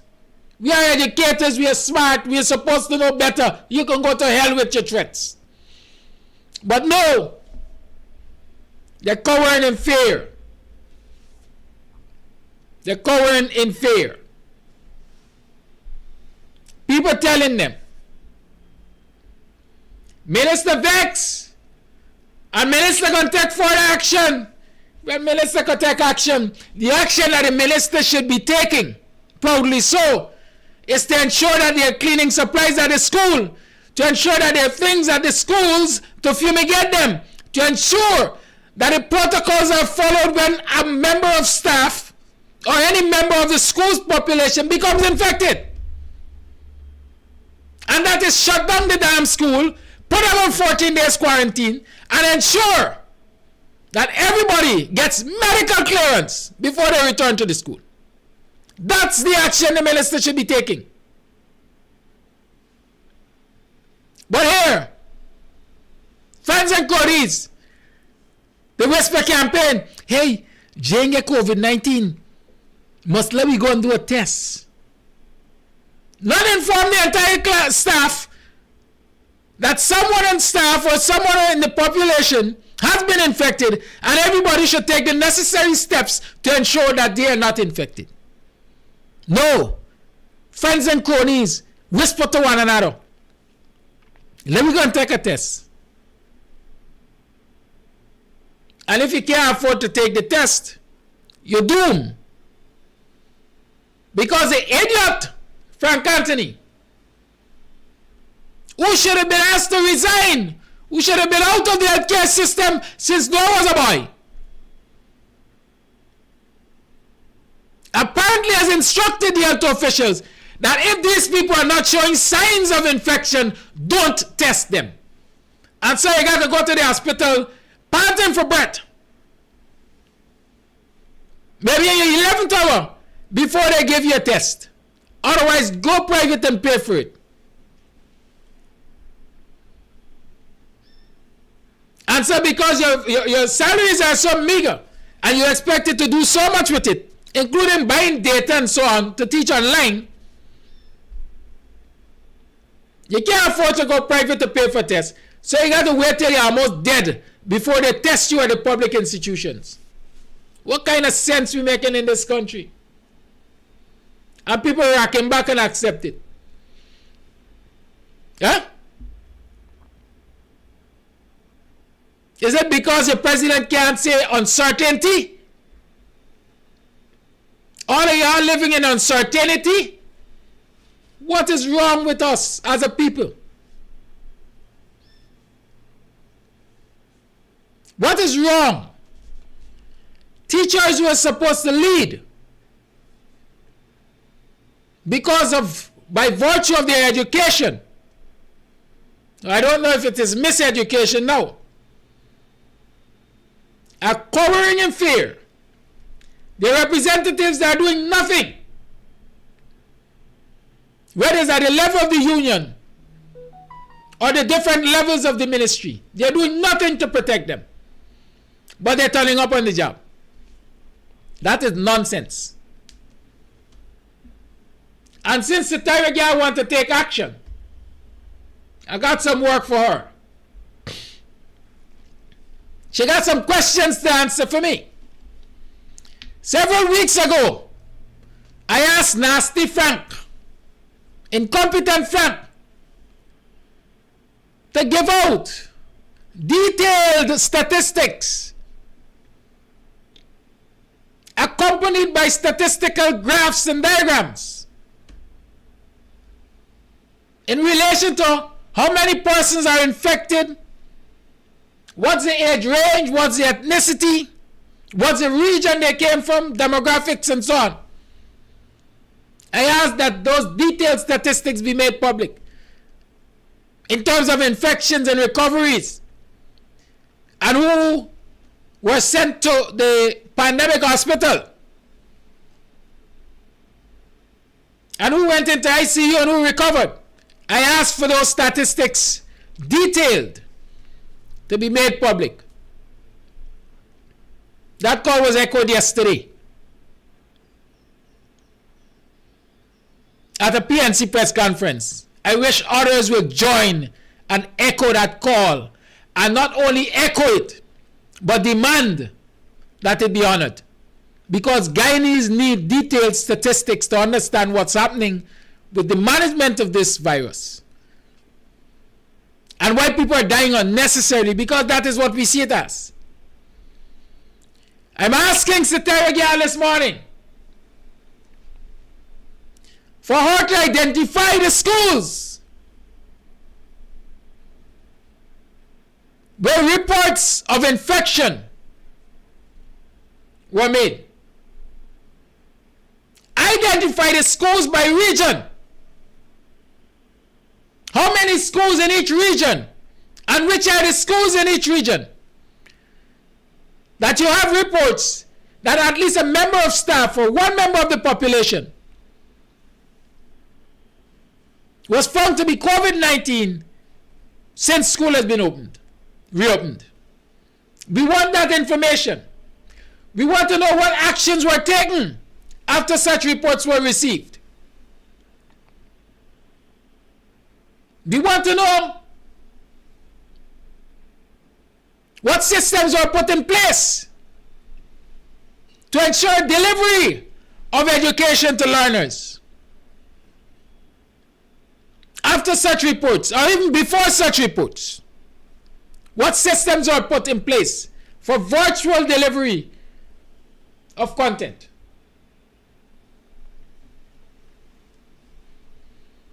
But if you're going to deliver content virtually, you must make preparations.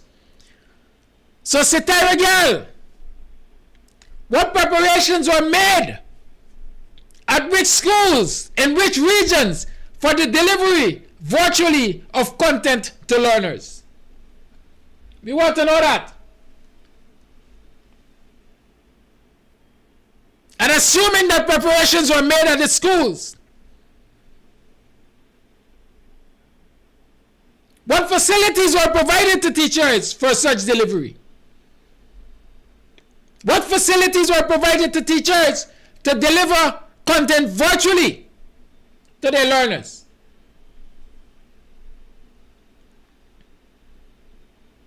Is there any intention of the ministry, Sitaragal, for the provision of free data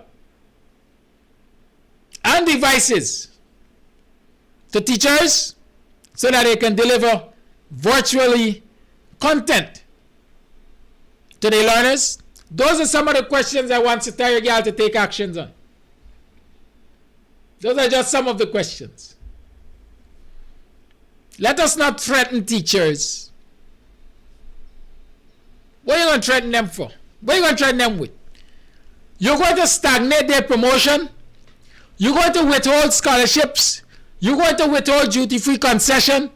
You're going to give them hell in the classrooms? Head teachers and supervisors? What are you threatening teachers with? Most of them are not going to get duty-free concession anyhow. Most of them will not get scholarships anyhow. A lot of them may not need it anymore.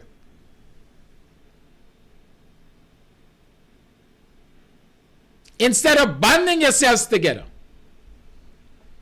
and confronting the politically inept, those who are incapable of managing not only the pandemic but the education sector, instead of banding yourself together and confronting them, you are fighting those who are fighting for you and others. And so I encourage teachers, continue to call them out. Mr. Amsterdam is here to assist you. Mr. Amsterdam is here to assist you.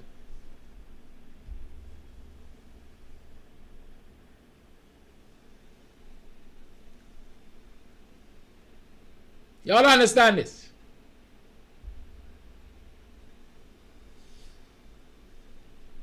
Understand this? They say forgive, but don't forget.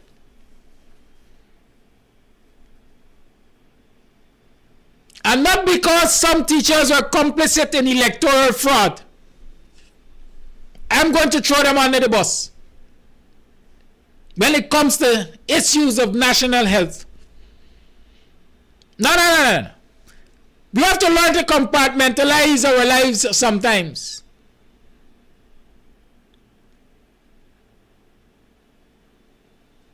Yes, some of the teachers are guilty of participating in fraudulent electoral practices. But should they die because of poor judgment and decision making of those who are responsible for the education sector in a pandemic? I doubt whether. I don't think so. So y'all stop beating them up for electoral fraud. Join with them to beat this government for poorly managing the pandemic, because the poor management of the pandemic is going to cost each and every one of us, if not our peace of mind, our lives. Keep that in mind. It is now 8 hours 11. And so I want to remind you that Joe Biden, the man you're all looking to all the time, has spoken. He said, go out there. Grow richer and richer. And make hell. Taking payoffs and bribes, operating above the law, while the vast majority of the people Make hell. is by seeking to improve the lives of the people all over the world who see that their governments are not serving their needs. Corruption fuels inequality, siphons off a nation's resources, spreads across borders, and generates human suffering. Is nothing less than a national security threat in the 21st century. Around the world, we're increasingly seeing citizens demonstrate their discontent, seeing the wealthy and well-connected grow richer and richer, taking payoffs and bribes, operating above the law, while the vast majority of the people struggle to find a job or put food on the table, or to get their businesses off the ground, or simply send their children to school. People have taken to the streets in every region to demand that their governments address people's basic needs, give everyone a fair shot to succeed, and protect their God-given rights. And in that chorus of voices across languages and continents, we hear a common cry, a cry for dignity, simple dignity. As leaders, it's our duty to answer that call, not to silence it. The United States is committed to using our resources and our international platform to support these voices, listen to them, partner with them to find ways to respond that advance human dignity around the world. For example, there's an enormous need for infrastructure in developing countries. But infrastructure that is low quality or that feeds corruption or exacerbates environmental degradation may only end up contributing to greater challenges for countries over time. Done the right way, however, with transparent, sustainable investment in projects that respond to the country's needs and engage their local workers to maintain high labor and environmental standards, infrastructure can be a strong foundation that allows societies in low and middle income countries to grow and to prosper. That's the idea behind the Build Back Better world. Build back better world. Let's build back a better Guyana. Let's confront these idiots and their idiosyncrasies. You tuned to the Buxtonian Morning Time. It is now 8 hours 15. And let me draw to your attention two pieces of writing which you should be aware of. One is by Takumo Ogonse. WPA executive member Takumo Ogonse writes in the Starbuck News, and he says the PPP will snuff the life out of any protest citizens attempt to do in this country. Right? PPP will snuff out any resistance from our communities.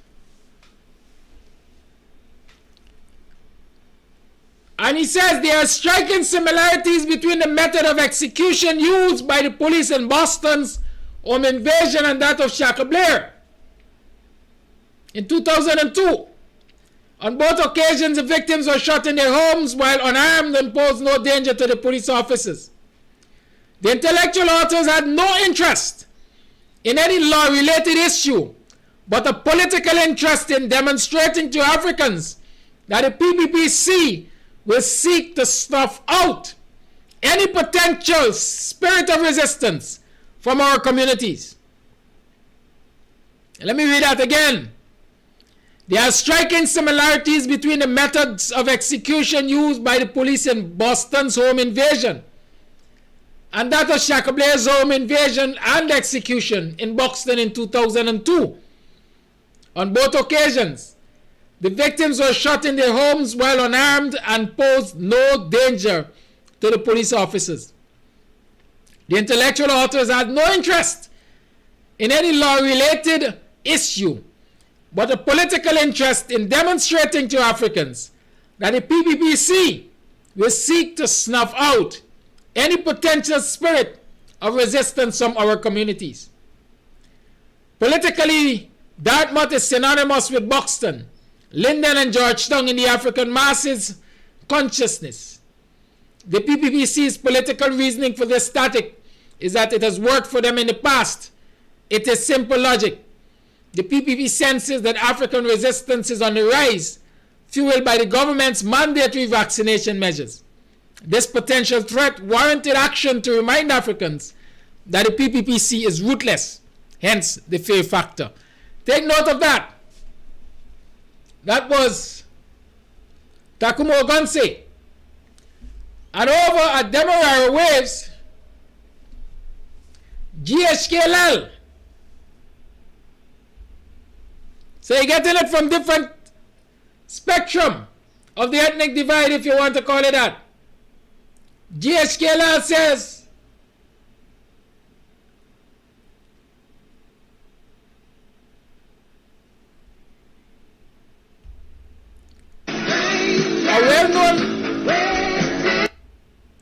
a well-known road is being traveled.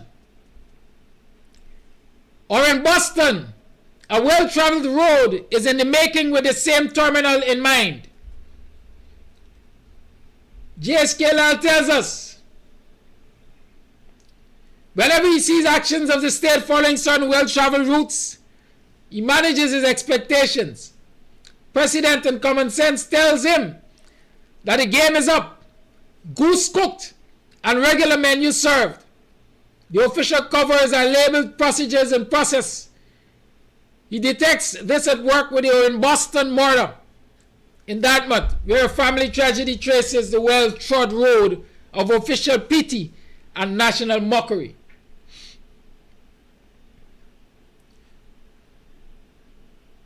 State actors make fervent public promises following the unfolding of inconvenient tragedies. Those that damn because they make no sense, possess nothing that can excuse.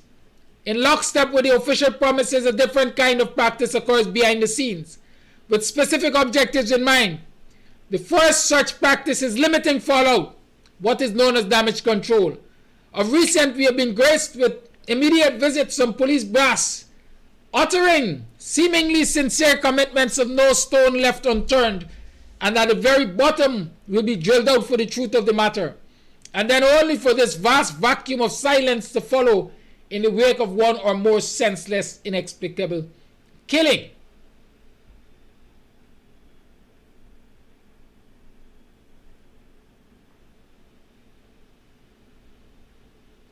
More than a week after the Dartmouth killing, and after an intolerable and agonizing interlude for the family and community, the second careful step falls into place.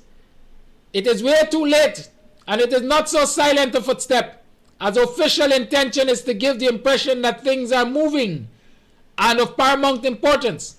This evidence in sending the matter up the ladder, that is to the Police Complaints Authority.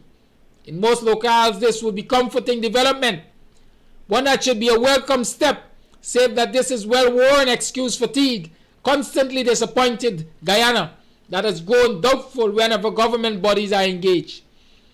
They are not so warming. From my perspective, one need not be a cynic to appreciate that the wheels are being greased with specific outcomes in mind with that escalation to the Police Complaints Authority. Let me leave it there. In short, GHKLL is saying, hey, same cats to poos like we are accustomed to. They're going to tell you they're doing things, but they're doing nothing. They're doing things, but they're doing nothing. And let me tell you that I'm speaking from experience here, because I was one in the forefront of fighting the battle when they murdered Shaka Blair. And I remember I always talk about a meeting that we had at Rudel's Delight on the Buxton Railway line with the then crime chief, who knows himself, And while they were saying, I think the commissioner at that time was McDonald, while they were saying that a file had gone to the DPP in public, the then crime chief said to me in private, "Boy, I never see the file yet. Boy, I never see the file." And so they're telling you the same thing. Hey, file gone to the Police Complaints Authority. How many persons have seen that file? How many persons know the content of that file when the society doesn't even know the name of the shooter? What I can tell you though is that a SWAT team was led by ASP Gordon. So y'all know the man now. Assistant Superintendent of Police Gordon was the man who led the SWAT team to Essequibo. Y'all find him and interrogate him. He might give you all the names of the people who were parts of the SWAT team and who the shooter is. It's now 8 hours 22. The lines are open. 6225933 is the number to call. Let's talk the thing. Let's talk the thing. Callousness from educators. Deceit from people who are supposed to be your colleagues on the job. They're putting everybody's life at risk for good name and hope to be identified for a duty-free concession. That is why Priya took it back from the union. Because once they are in control of it,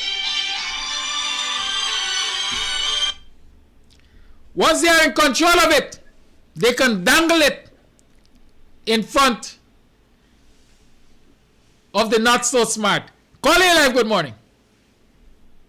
Yes, good morning, Mr. Kadaki. Good morning, everyone in the diaspora. Mr. Kadaki, you raised some very good points. The points about parents and students, nurses, patients. I know there is not much trust in the court system, but at this junction, it is one of the alternatives which we should take.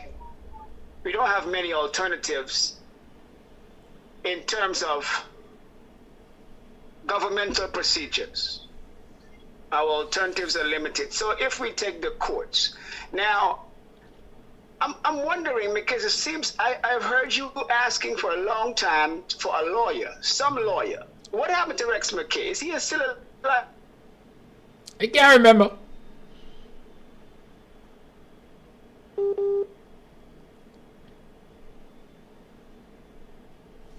Seems as though the call is getting connection issues.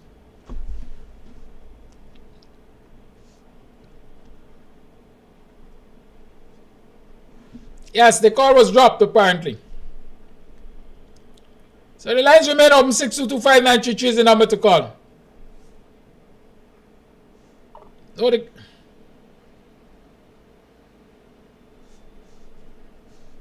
Yes, call and let's talk the thing.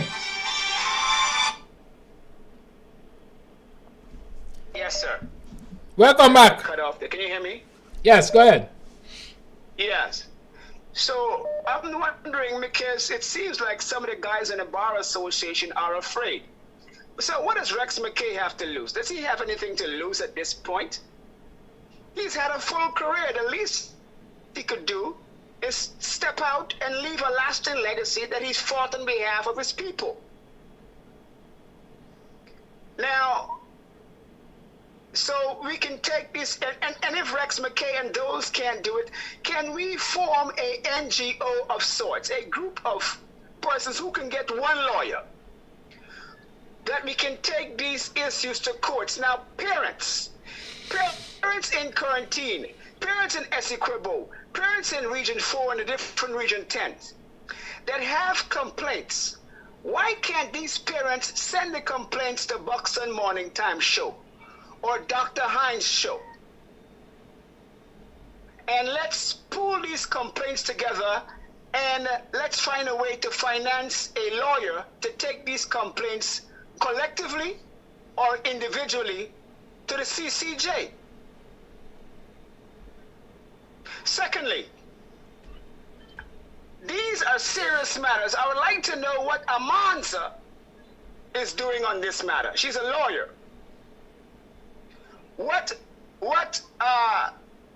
Ramjatan and Trotman and James Bond, who is so concerned about the youths, right? And Nagamutu, where are these lawyers?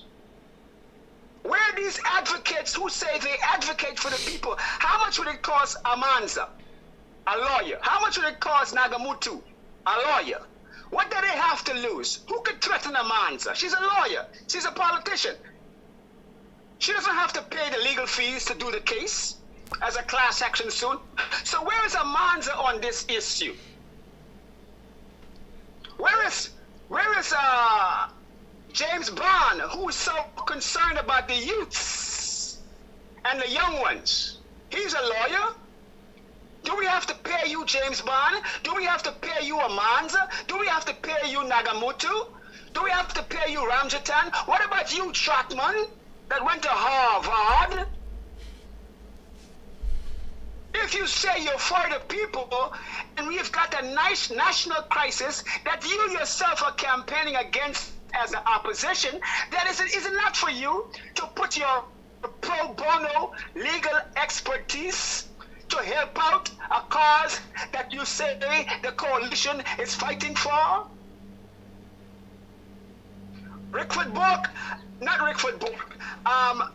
Roysdale Ford, you are the shadow minister, attorney general for the opposition.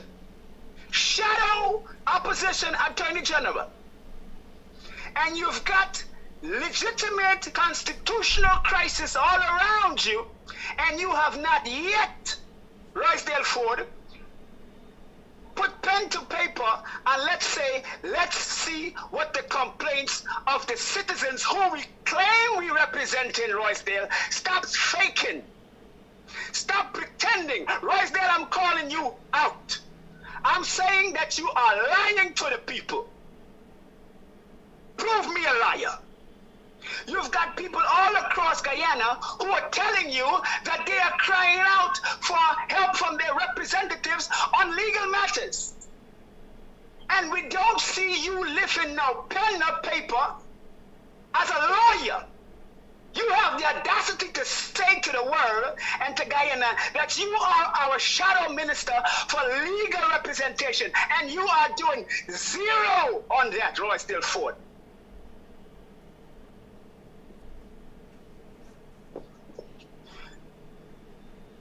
Thank you, caller. Thank you. Hearing my voice repeated to myself. Lines remain open. 6225933 is the number to call. Come talk the thing. That day will come. Says Laskalanji. Voice note. Good morning, Kudaki. We are indeed in dark days.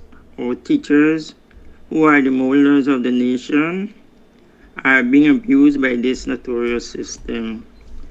I'm saying that our teachers, who should have the basic knowledge in biology and hygiene, they are not doctors, but they have the basic knowledge of the agents of diseases such as bacteria and viruses. Viruses are not easily suppressed because of their high protein code. How can a teacher be complicit with prayer and this notorious government in compromising their own health, our children's health, and even the community at large? Our teachers are currently in fear that is passed down from the spineless opposition. Kidaki, there's an old saying that the other people, they don't practice hygiene, even though they don't practice it. So we should not have them leading us into this disgusting situation. Thank you, caller. Caller, you're live. Good morning. Good morning, Kadaki. Very, very, very good show today. Kadaki, this is the same thing you've been talking out for the past, how many? It's a year and something since you have this show. This is the same thing. That's what you were talking about. And nothing is due. Nobody wants to get up. Mr. Biden did say in the beginning, he felt everything is okay, Guyana, nothing is not going on. These people does not see and know that when any country there is an eruption, you have to go out there and protest. You're not going to get help if you just sit down. And I didn't hear it, but I have to go back and listen to what Mr. Garvey Matthews said about Arman yesterday. If that is true, well, I don't know.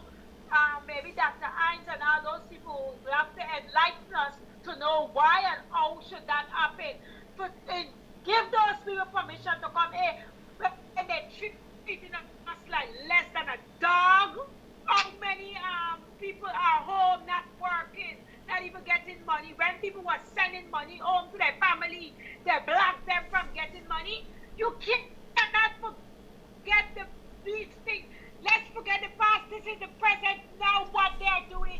You cannot forget that. Forget about what happened in the past, but I'm talking about the present. Every single thing they did in the past, come back. Look with that killing. That Indian man allegedly say he know is who called the hit on that boy. Huh? Come on, people, wake up. In today's commemoration, Stand strong, because they don't care about you. They do not. It's sad to say, but they do not care about us. I listened to the speech last night. They don't care. They probably just want money from the United States and forget money and to give who? To enrich their people. Not us. We are not getting it. They leave us at the bottom of the ladder. Let's go walk on us and send people like me and you for be marksmen, to hit and kill other people. And other people not stopping to say, well, no, I'm not going to do this shit because this is wrong what I'm doing. No. We got to educate people. We people need education. We need education. That's supposed to be in first and foremost. You have to enlighten people. You've got to educate the people with that vaccine. You have to educate people. You just can't do what you want to do. And there is the cause of it. If everybody should put out a show and what you've been saying from the get-go, you are 100,000 times right with what you were calling and what you're calling them to say. And nobody's listening. Everybody's sleeping in bed and making themselves happy. And we the poor man, nothing for we be a suck salt. We ain't got sugar today, we got our suck salt. Kadaki, you have a blessed day. Thank you, caller.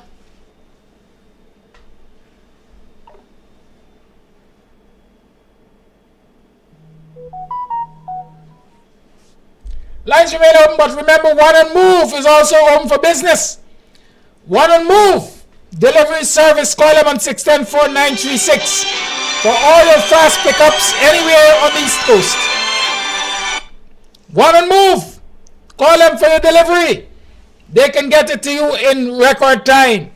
One on Move. 610-4936 is the number to call. Caller, you live. Good morning. Yeah, good morning, Mr. Amsterdam.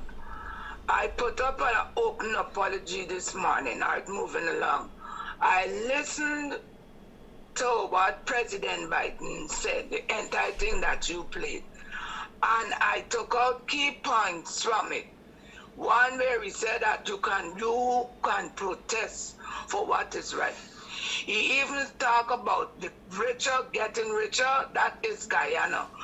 And he spoke so many things. And I believe those things.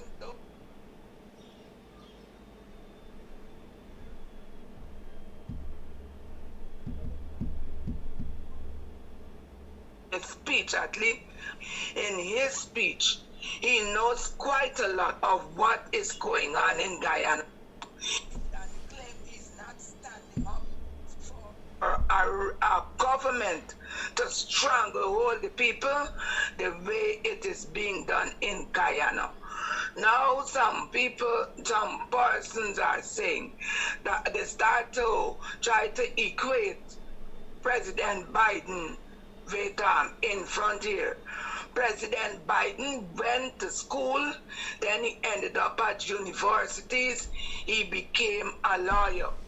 This is profession. And full scope of education, unlike our thing that we have up, the install. He didn't go to no proper school.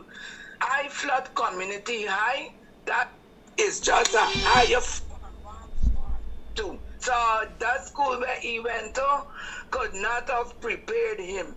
And then he's not really a late learner. He's no learner at all. Because children have gone to community high schools and come out top of the list, assuming great positions. So you cannot defend the school. You got to say you don't know what is in this gray matter. And the thing that you spoke about teachers, I believe I read something on Facebook about a teacher, I think it's the HM of Lenore. I don't know which one is the Lenore. Because I got 4 schools in Lenore.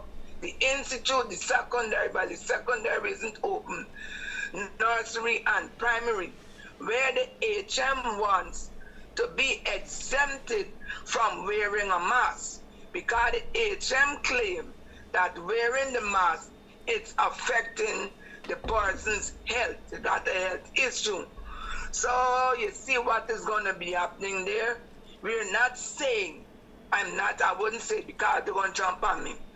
But if the law is once you go out in open spaces, please don a mask or wear a mask. And you can't be out in public places without a mask. Now coming back to the installed president, his when we had good reading books where we learned words. Prepare, you start reading Mr. Dan Arrive and Son. Anyway, I think it was on that, can't remember, don't want to call name, but I think it's on the Vincent Tico. There was a introduction into the school systems of new reading books. One of the reading book was the Rampart Family. You could get that book and you saw what it taught you. See done right, Rampart, mother and father, nanny, nana, go to wedding, the drum goes so. Those books did not give the child a wide vocabulary set of words that it could have learned to think, because those words, most of them were 2-syllable words. And they said train up a child in the way. And within the first so many years of the child life, the brain develops. And if you don't give a brain proper educational food at the starting of that child's school life, when you continue down along the line, remember, the child has no proper foundation. A building without proper foundation can't stand up. Likewise, your educational foundation is not there because you did not get proper books to read to open up your vocabulary. Hence, you will have an onslaught of what happened in the States, throwing us as, I don't know what, along. Even after the Minister of Education, look her use of parts of speech in the English realm. So I think the books that the children use now should be so written that at least they could get proper foundation in English and mathematics or arithmetic. That is my point today. Bye-bye. Thank you, Rondo. Let me say I went to school and I used some of the very books that Don Stock might have used. And it didn't make me a lesser person. The reality is you have to go to school to use the books. The reality is that you have to be honest to ensure you use the books and not claim fraudulent certification. It's as simple as that. So don't blame the books, Rhonda. Blame the users or non-users of the books. Okay, let me repeat for housekeeping's sake. If someone is on a call, please don't call the phone. I beg you. I had to decline a call from a particular number for about 10 times already. It looks like a virgin caller.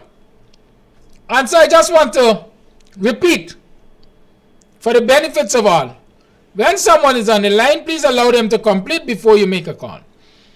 The lines remain open. 6225933 is the number to call. Remember also that One and Move delivery service is open. They're located in Buxton, and you can call them on 610-4936 to get your deliveries anywhere along the East Coast.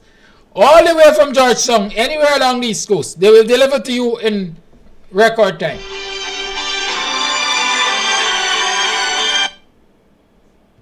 Caller live, good morning. Hi, good morning, Kedaki. Good morning to the viewers. This morning's program, I was listening to what you were talking about with the Biden presentation. Let me give you this analogy, if you don't mind. It's a little bit of a lengthy.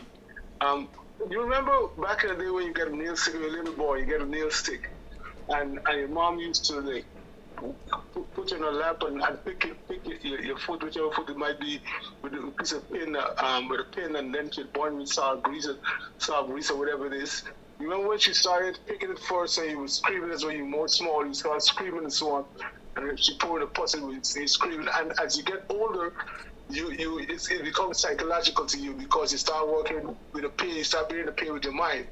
And so she picks it, and then she like, you're not moving. So she continues, and she gets even more into it. By the time she's done, it's a big hole that is there. So with that, saying that, it's the same thing as we were experiencing this morning that President Biden had mentioned in his speech, that if you're going to be oppressed and if you're going to be in all this kind of situation, you need to say something. You need to be loud about it. You need to jump on the streets or whatever, do whatever you got to do. But we need to hear from over here. We can't hear you if you're under pressure or you're not saying anything, keep your mouth closed or whatever.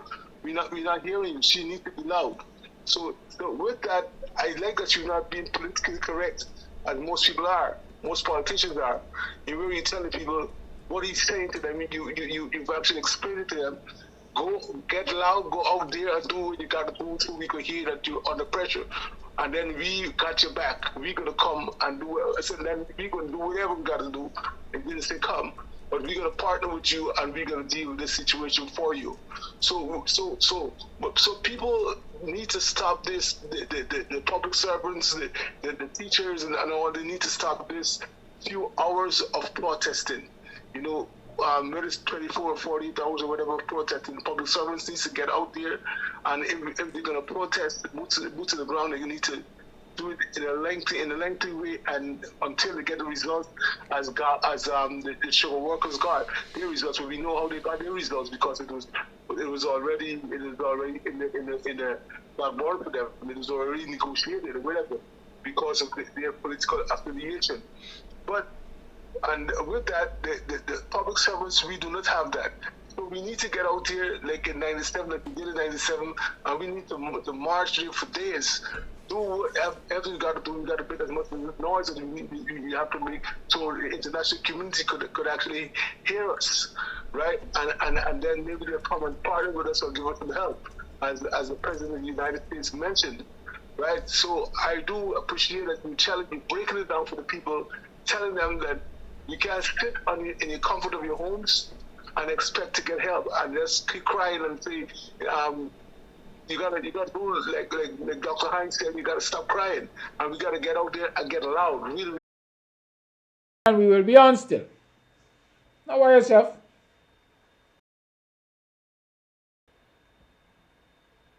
This is the number to call.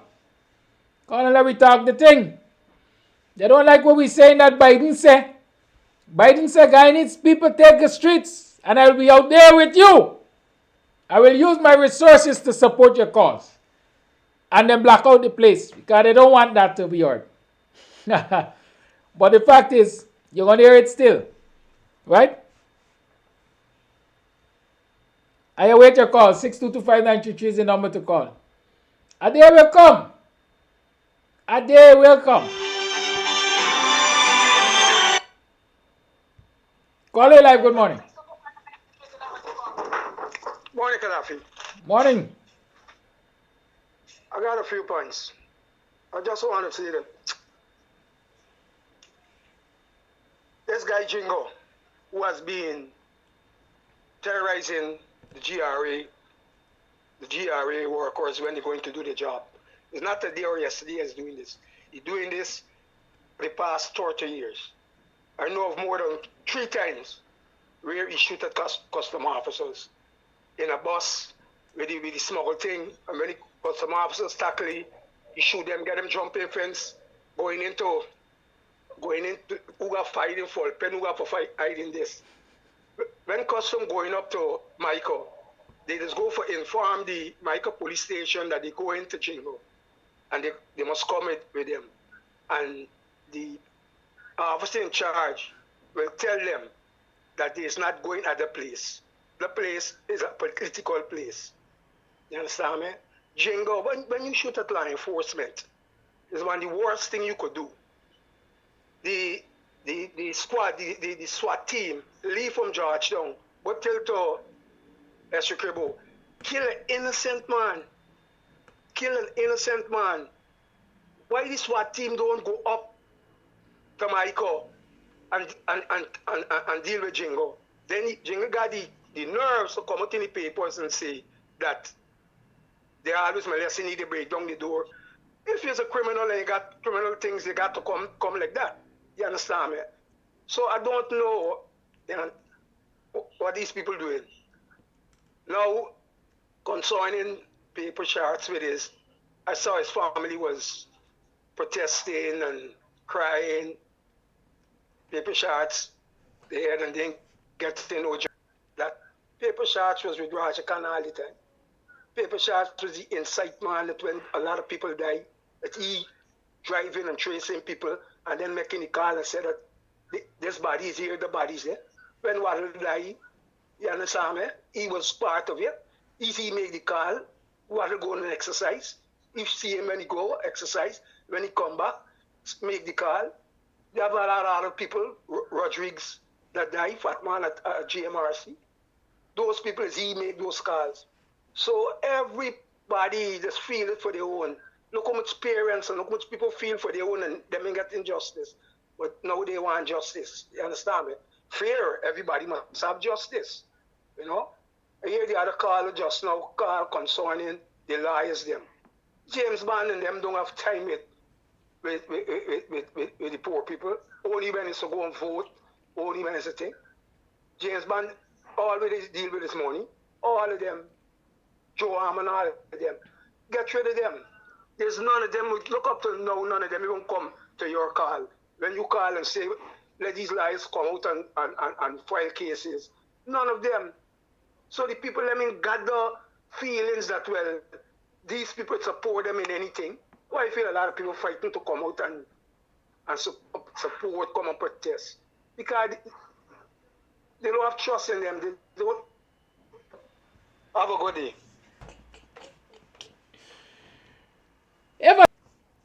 Y'all tell me. Call it like. The question is, what type of lawlessness? Well, the latter. These people go. Chinese people are the same. Why haven't that been done? I mean, they're all.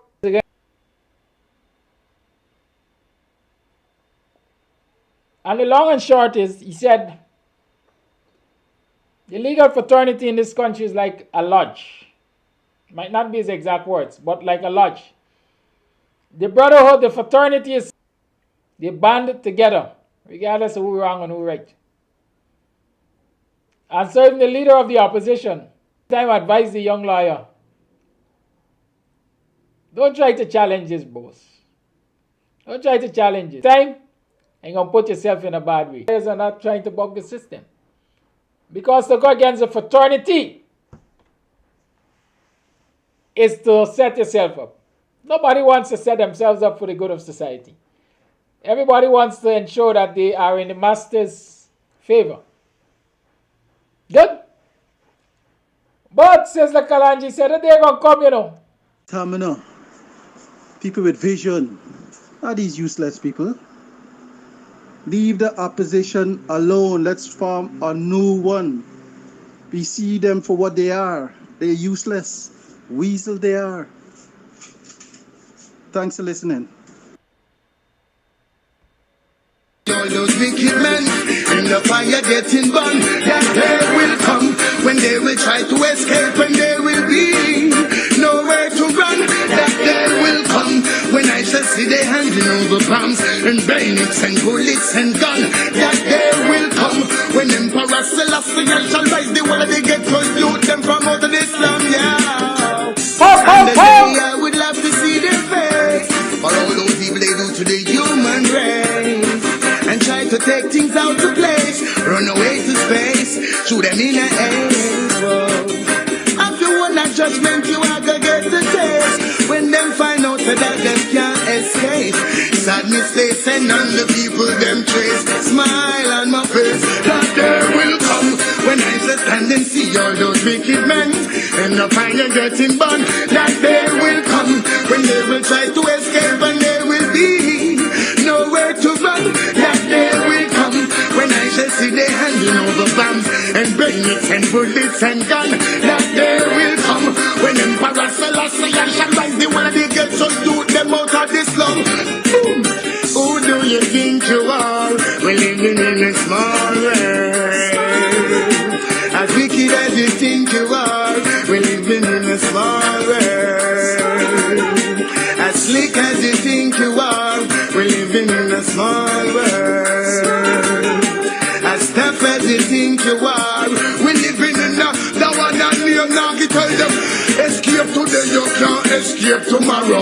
Make sure you pay back anytime you borrow. Make sure you don't left no life in a sorrow. Make sure you're not lean and straight like arrow. Make sure your brains not push out in a barrow. Make sure you make them walk out and borrow. Yeah, make sure your meditation and narrow. Judgment, everyone tell them something the world I want. That day will come when I shall stand and see all those wicked men in the fire getting burned. That day will come when they will try to escape and there will be nowhere to run. That day will come when I shall see they handing over bombs and bayonets and bullets and guns. That day will come when Emperor Selassie shall rise up on the wings of the heavens and the sun. Oh, yes, I will remain the same. Hailing Rastafari name and watch them going up in flames. For all the innocent going down the drain, you have to pay for the shackles and chains, and pay for this washing of the brain, and pay for these guns and cocaine, the sick and the lame. Alright, that day will come when I shall stand and see all those wicked men in the fire getting burned. That day will come when they will try to escape and there will be nowhere to run. That day will come when we the damn shit. And we the damn shit. And we the damn shit. And we the damn shit. And we the damn shit.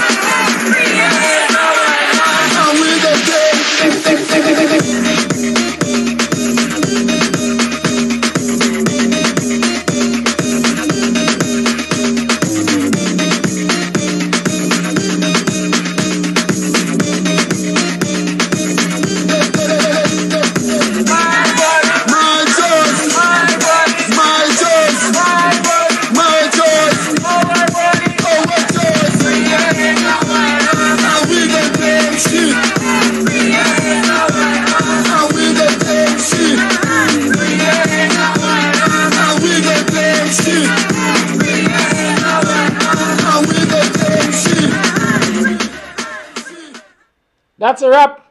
Have a good day. See y'all tomorrow. Oldies and goldies. Ensure you bring out them wine and your dancing shoes. Join me tomorrow for a good time. The lights are back. Let know it's program time now.